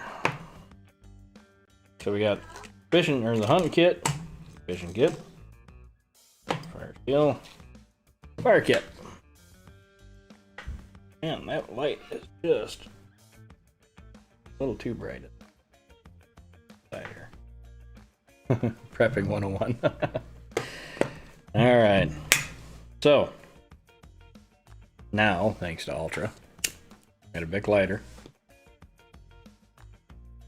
In these little pouches are Vaseline cotton balls that I've compressed down and then put in these straws. You can cut them open and squeeze out that Vaseline cotton ball and fluff it up. Away you go. I had a buckle that went bad. Speaking of which, turn this up a little bit. for my paracord stuff that I do. So I stole it and put it in here. On this buckle, you got survival whistle. Oh, well, you can see that. Man, that lighting is just horrible. And you have a small fire steel with the striker.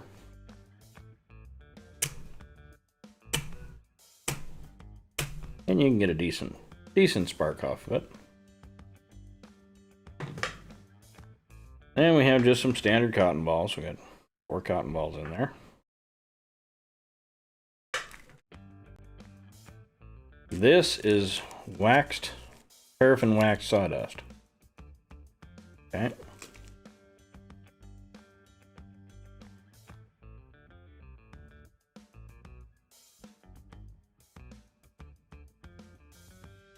And paraffin wax sawdust, of course, burns really well.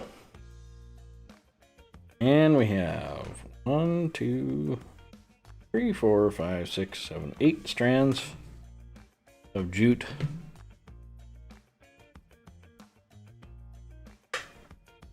And 1 fairly decent size chunk of tin foil. I'm not going to unfold this all the way, but it's, you know, there's a fair amount in there.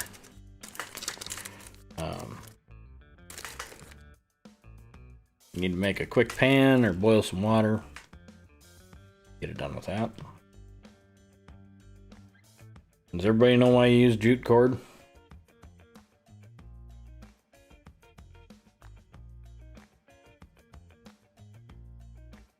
Fire Altoid cinnamon. Yeah, exactly. You guys played with jute cord at all, or jute twine?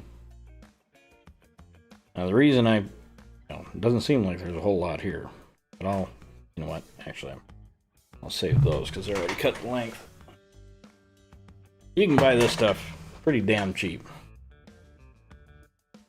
And it's probably one of the better fire tenders out there.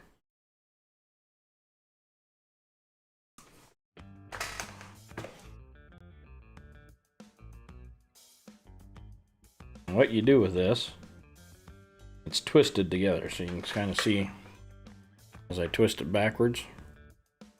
There's 3 different strands there. Just grab those strands and pull them apart. Get them loose. You'll be surprised once you start fluffing these buggers up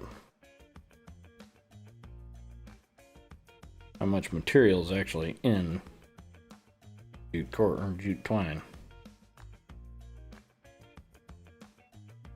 And just fluff and fluff and fluff and fluff and fluff.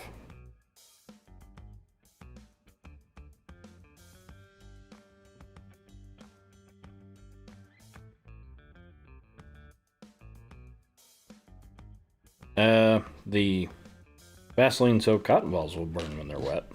Well, they don't get wet is the secret. And you're gonna kind of gather this up a little bit. Make yourself a nice little bird's nest.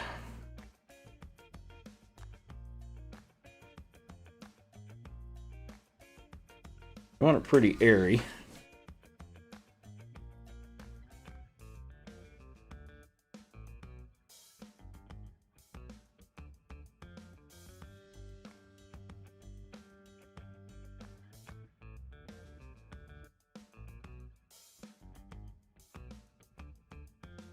I'm gonna light this in the house, and I probably shouldn't, because it does put an odor in the air. But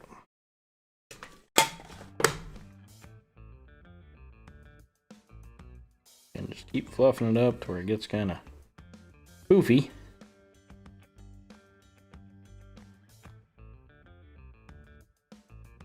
I'm gonna do this inside so I can put it out if I need to. Just clean the tin out later. I'm gonna shoot and use my big fire steel.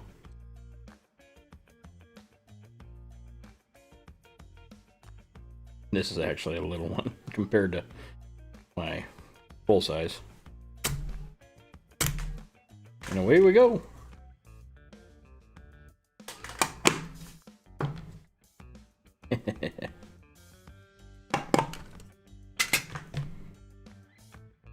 That's why you use jute twine.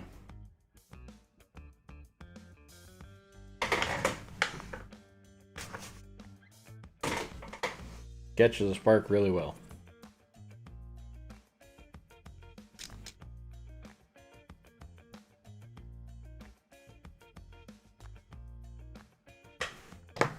Yeah.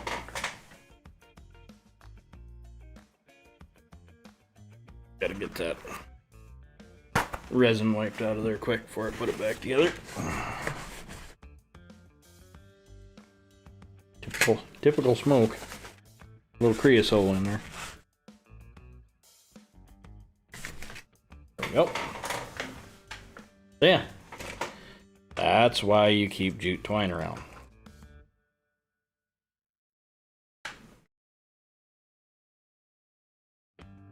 And the cotton balls will kind of do the same thing. If you fluff them up really good, they'll catch a spark and take off on you.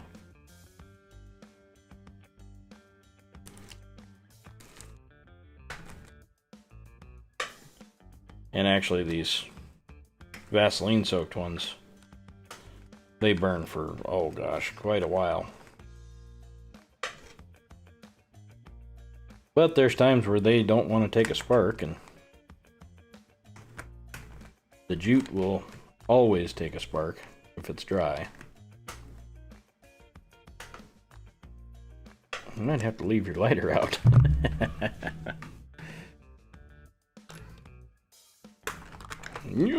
Oh. Well, we got it to close. I don't know how long it'll stay close, but 9-volt battery and steel wool. You know, the problem is out here, I don't trust it. Not in the cold. But a 9-volt battery and steel wool does work well. Steel wool will actually catch a spark from a ferro rod and start burning. But that would be more, I'm stranded in my car. Gotta start a fire outside. I'll just use the car battery to spark. But yeah, it's a pretty neat little kit, I think, anyway. Get your tinder together, small sticks. Pretty good chance you'll get a fire burning. And there's a fair amount of tinder in that box to, you know. You can fail at it a few times before you lose hope. You guys all know the rule of threes, right? I don't have to repeat myself on that. Or do you guys know the rule of threes? Guess I should not think that everybody has always been here. We have some new folks watching.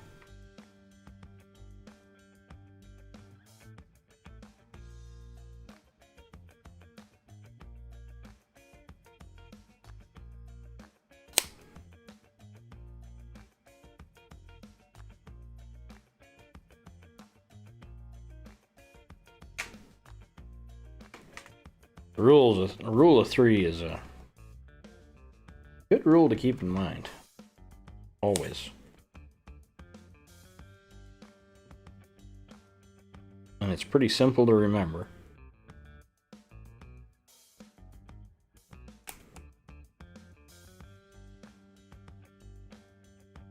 Basically, if you haven't heard it, it's 3 minutes without hope, you'll die. 3 hours out in inclement, otherwise known as like a blizzard or desert heat, without shelter, you'll die. 3 days without water, pretty good chance you'll die. 3 weeks without food, you'll die. And 3 months without interaction, meaning you only talk to yourself, pretty good chance you'll die. That's your rule of threes.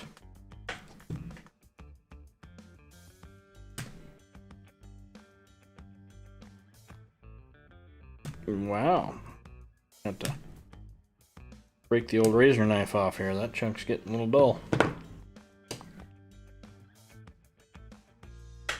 Oh, hey, that's a trick I can teach you. I bet a lot of people don't know. These are good little knives to keep around. You can pick them up at the god-awful place known as Harbor Freight. Or, God, I want to say they're like 50 cents. Usually when I'm in there, I'll grab a handful just to keep around. But has anyone ever known what the little slit on the back is for? A little slit right there.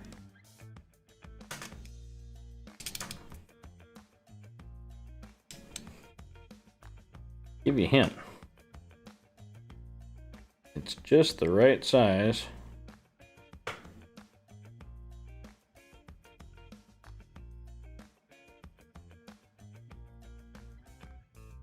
Just the right size to snap the blade. Well,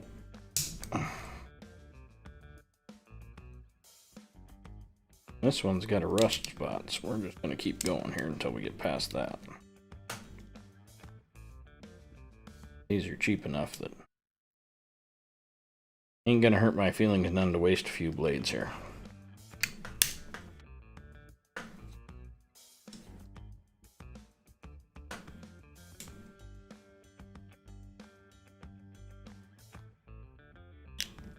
Must get a little wet somewhere. One more to go and then we're out of the rust. There.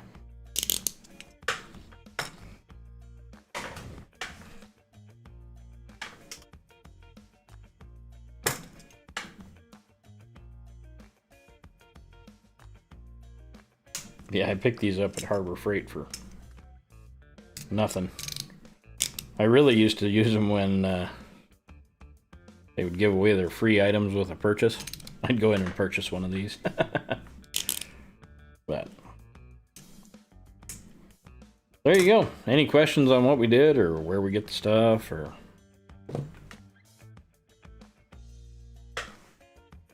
these little tins? I picked these up at the dollar store. You get 4 of them for $1. Can't really beat that price.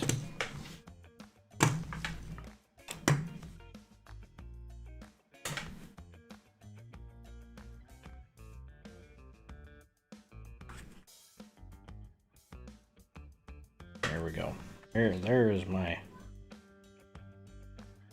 Well...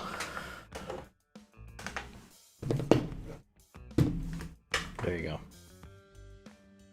There's something that goes with this, but I'll get in trouble again by Ultra.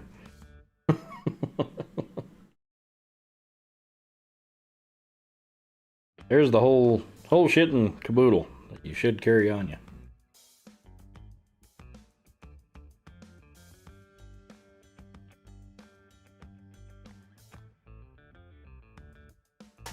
So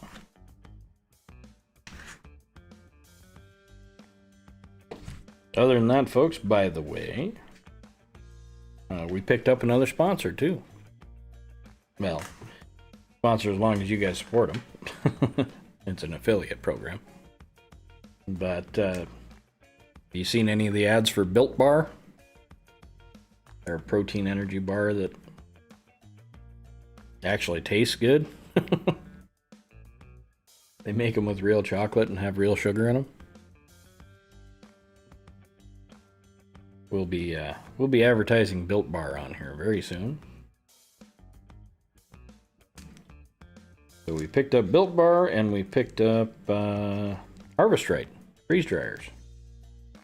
If you guys head over to my website, you'll find the link on there for the Harvest Right freeze dryers. Like I said, they are expensive, and I know they're expensive, and not everybody can afford one. But if you get together with a few folks out there and Try to pool your money together and get a community machine going.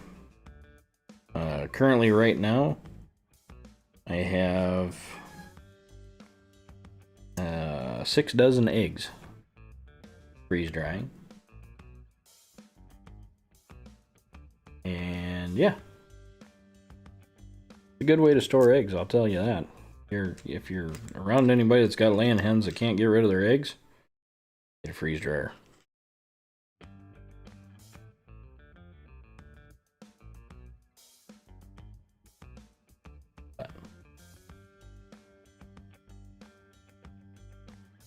There you go, Catherine. You pick one up. Well, you'd have to. You know what? Actually, Ultraman, that would work. You could mail the freeze dried stuff back over to Catherine. And boy, right now we need to help out the French because our government's not going to.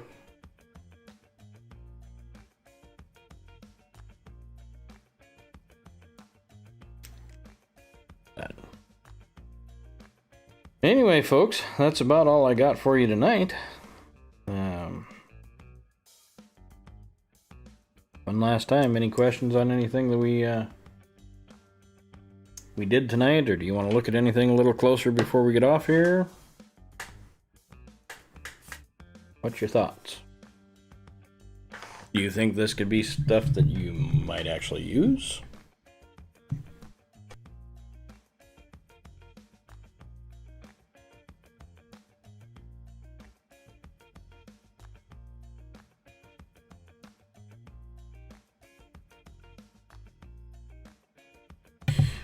Well, a freeze-dried egg probably doesn't taste very good, but once you take 2 tablespoons of egg powder to 1 tablespoon of water and stir it up, it tastes just like a scrambled egg.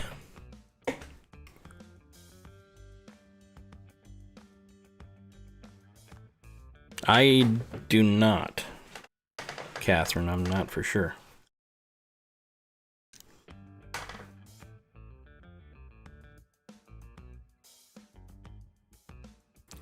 HM was the fire.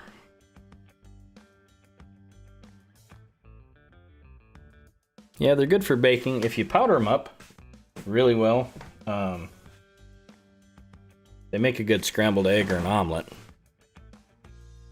You definitely do not freeze dry them whole. You want to scramble them beforehand. Paul Revere, I'm not for sure that HM was the fire striker.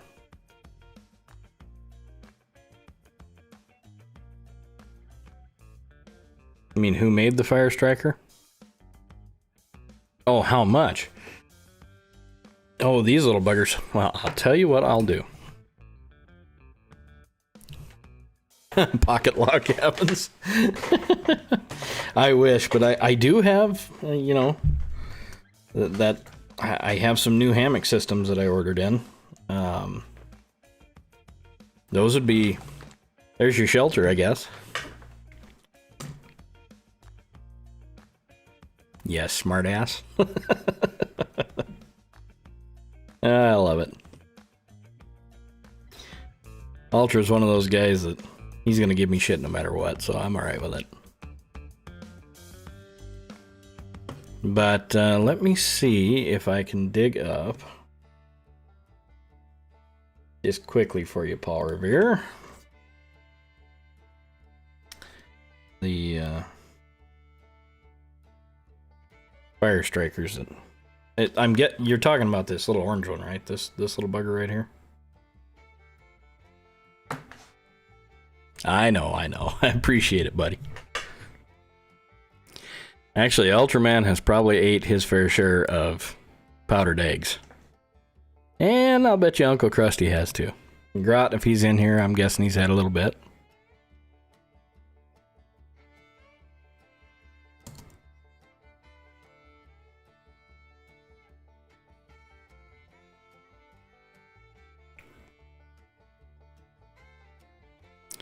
Powdered cream isn't bad.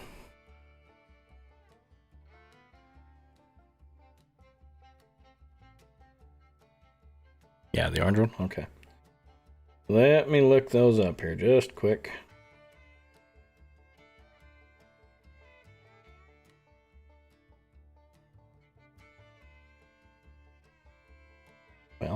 Maybe. There we go. And I will pull one of these.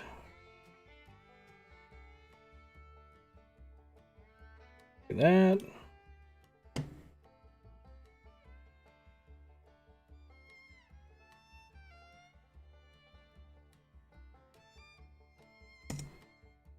There you go. There is the link there. You get 2 of them for under $10, so.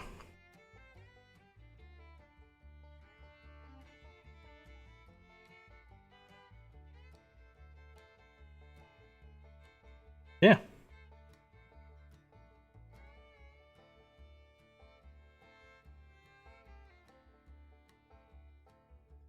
I don't know.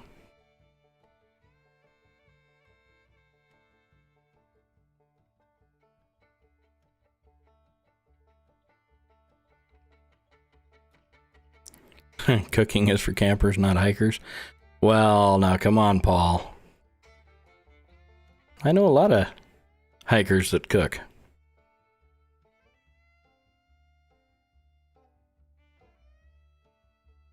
Actually, I ordered. You guys seen that little 2-cup Stanley Cook set? You guys have them, we'll take a look at that on Wednesday. I have a few more coming because I want to I want to modify them. Esbit stove. Oh. Why do they have to make them damn little fuel tabs stink so bad on an Esbit stove? That's what I want to know.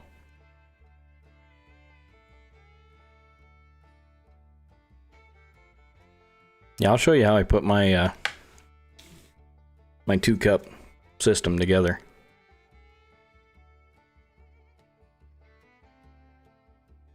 That's wow.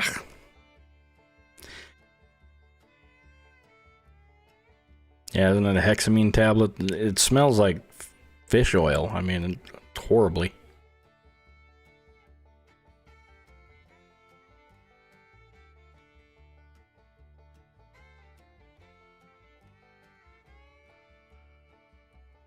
Yeah.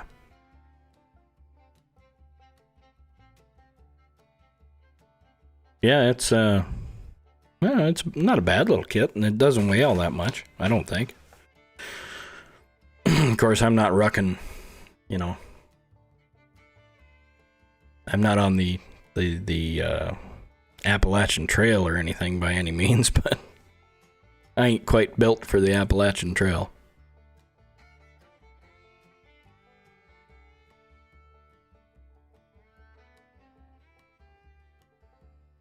Oh, okay. Yeah, I can see that. But I'll tell you what, a hot meal sometimes is, you know, when we're out elk hunting or something like that, you've walked a fair amount. I don't walk a whole lot. But when it's cold as hell outside and you've sat there and looked around for an elk for 4 or 5 hours, it's kind of nice to have a hot meal.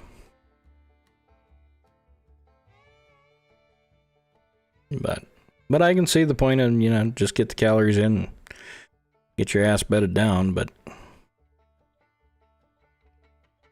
when you're cold, it's nice to have something to warm up with. And actually, I'm going to be doing some my own version of Mountain House meals here, probably in the fairly near future. I'm going to try doing a freeze-dried chili, freeze-dried beef stew. I think we were going to do some chicken noodle soup with the, you know, the big egg noodles and stuff like that.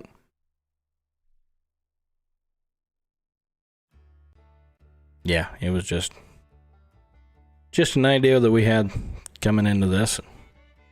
Right now we're trying to fill the shelves instead of worrying about eating while we're hunting, but there's always a rabbit somewhere close by. And actually, like the freeze-dried vegetable mixes and stuff like that, Worked great.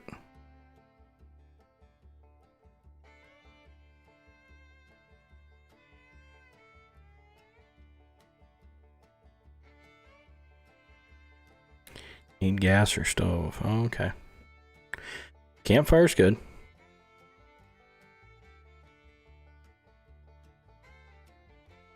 Freeze-dried apples, very good. Freeze-dried apples, grapes are good. Actually, the strawberries turned out really well. You guys want to see some of the freeze-dried strawberries?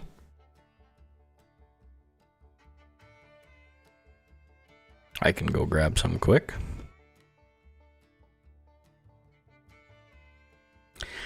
Dehydrated water, now that's a new one. Just add water. Bananas, all right. Hold on, let me go grab some. I'll go grab the freeze-dried strawberries.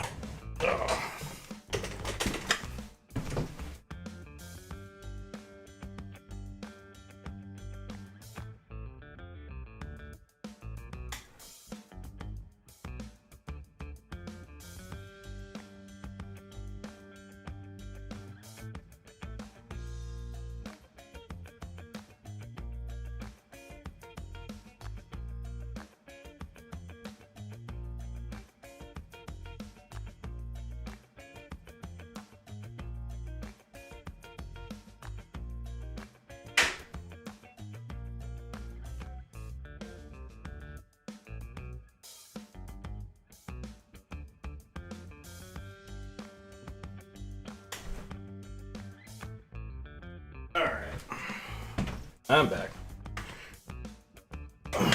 So, freeze-dried strawberries.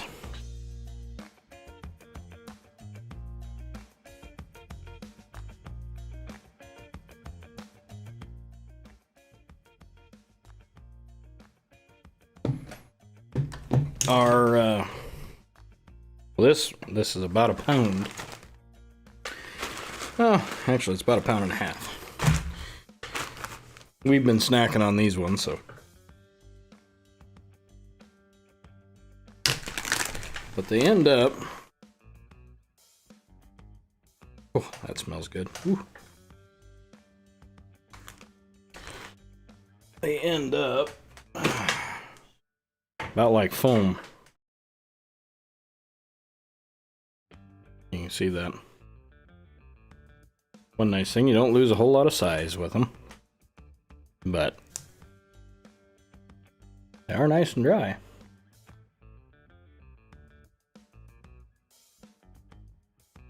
And one thing is the flavor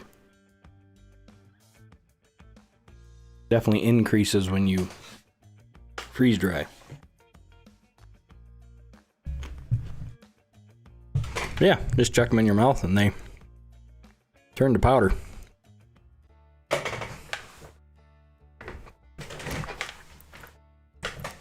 And what I do is freeze-dried pears. I have not tried that.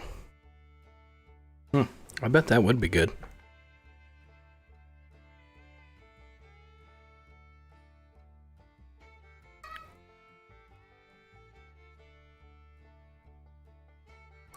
Now you want some? There you go. Well, all you gotta do is figure out where I am.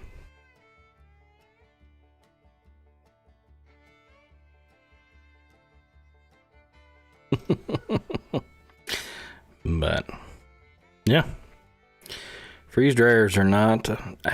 I know they're expensive. Trust me, I know.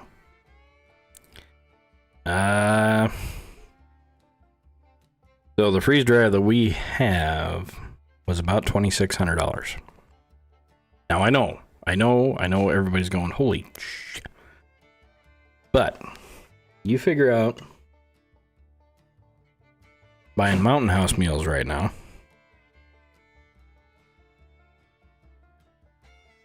They are, I think, what the heck was the last time I looked? They were like $11.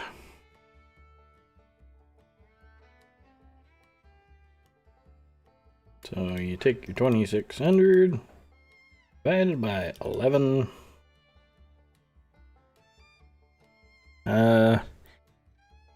That's 236 meals for one person.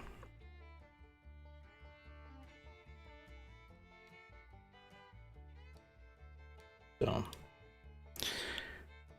if you stay on it and keep going, freeze dryer will more than pay for itself in the long run, and you're hedging against a little inflation.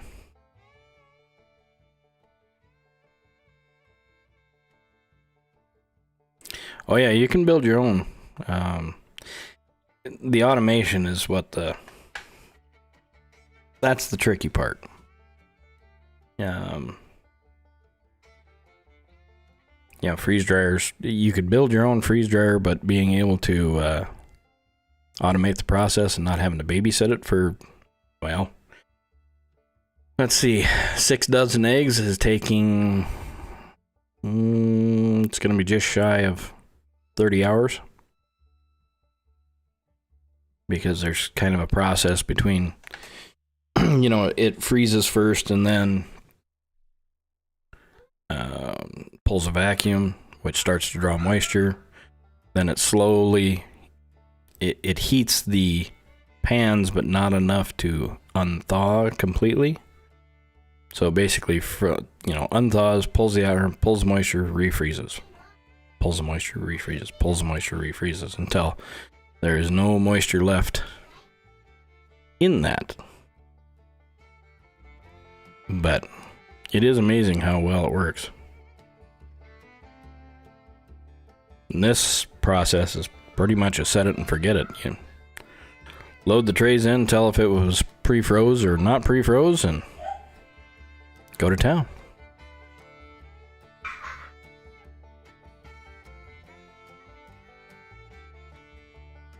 How do I purify water without boiling water? There's a few ways you can.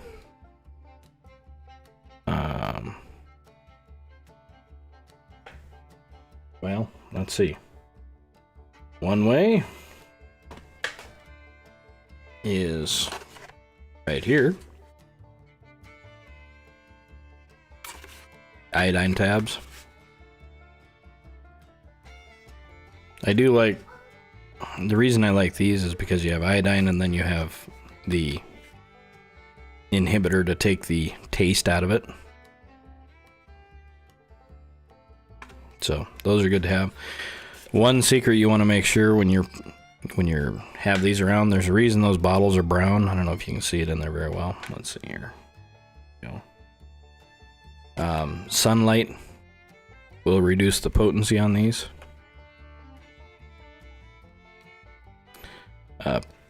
ProPure. Yeah, you gotta watch some of the filters out there, because some of those filters out there, yeah, they catch bacteria and but they don't catch viruses. So Alexa Pure, I don't know. Alexa Pure is one of those that, again, and you can correct me if I'm wrong, but I don't think the Alexa Pure you can. It doesn't catch viruses in the filter. So technically it doesn't make potable water. Let me look though. I want to make sure before I misspeak here.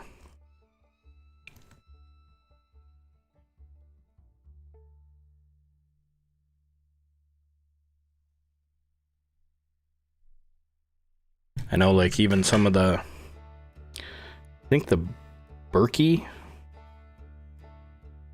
I remember right, the Berkey will catch viruses.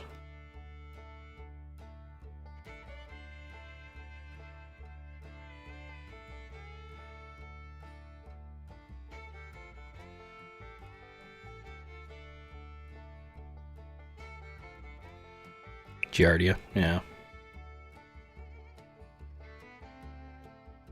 And I might be wrong. I haven't looked at a Alexa for a while. So I'm just reading here quick to...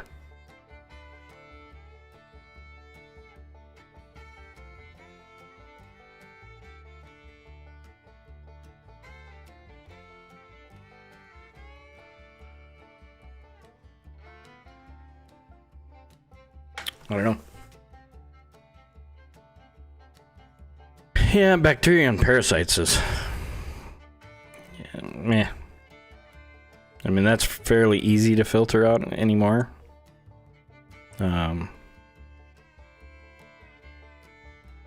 Yeah, solar stills. You can build a solar still. That'll help.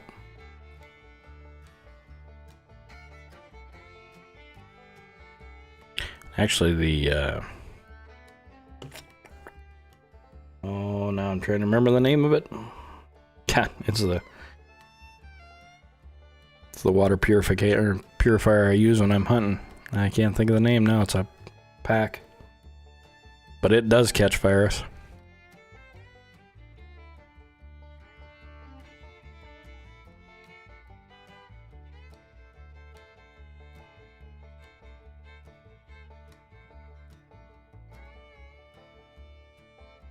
Yeah, little blanket in between. That does work well.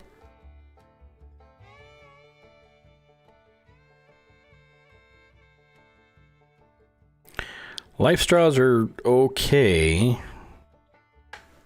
I'm telling you, the biggest... You know, if you guys are talking pulling groundwater and treating that, that's one thing. If you're drinking from a pond...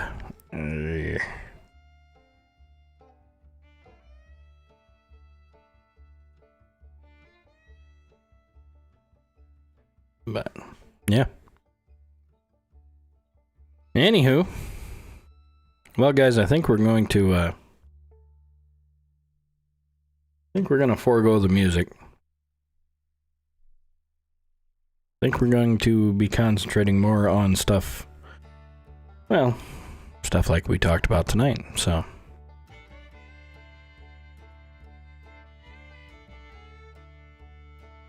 Hopefully it was somewhat educational for you. I think the next one we're going to do is we're going to do a just an Altoid first aid kit or an ouchie boo boo kit, you know. And we'll put that one together. What else could we do?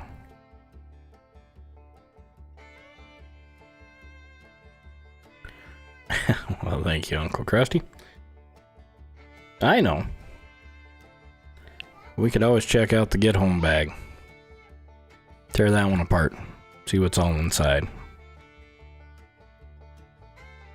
Although there could be another scary black thing in there.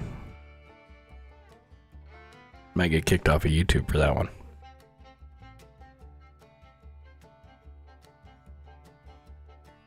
Yeah. If you guys would like. AG, thank you for the ice cream. If you'd like to support this channel in any other way outside of the donations that you guys are already giving, which I appreciate greatly.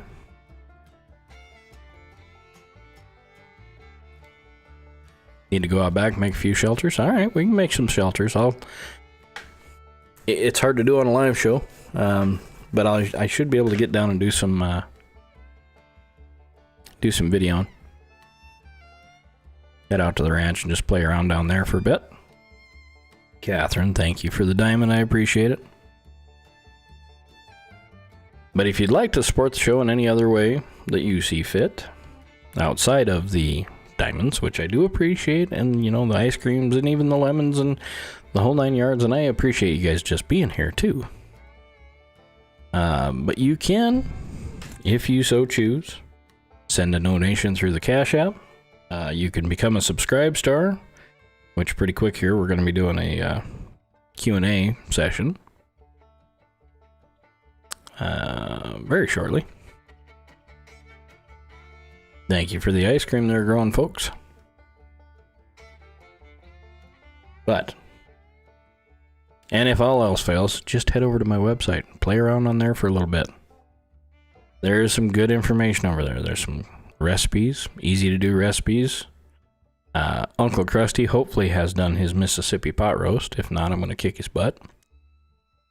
Yeah. And we'll have some freeze dryer recipes on there here pretty soon. Plus, there's always, you know, when I find some good deals on Amazon, I'll put them on there for you guys. You can take a look. Let's see, was it Paul Revere asked earlier? Did you catch that link that I sent you on the Fire Steels? Just curious. If not, I can send it again before we get out of here.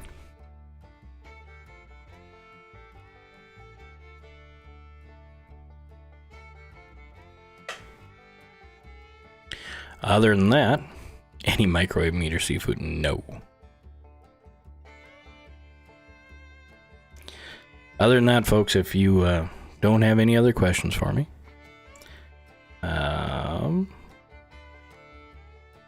we're going to get the heck out of here.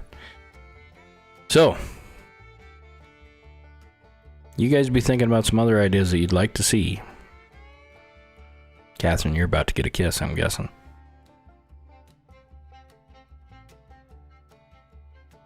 Told you. Alright. Other than that, folks, you guys have a good night. Don't have too much fun. Be thinking about some other things that you want to take a look at. We'll get a, I'll see if I can get down and we get some shelters built. I like that idea. Thank you, Ultra. Other than that, folks, you have a good night. We will catch you Wednesday. Probably around, what the heck is it, 7 o'clock Mountain Time every night. Well, every other night. And we'll just have a grand old time all over again. Alright? You all have a good night. Keep your heads up. Keep your head on a swivel. Put on the armor of God and everything is just going to be okay. Catch y'all later.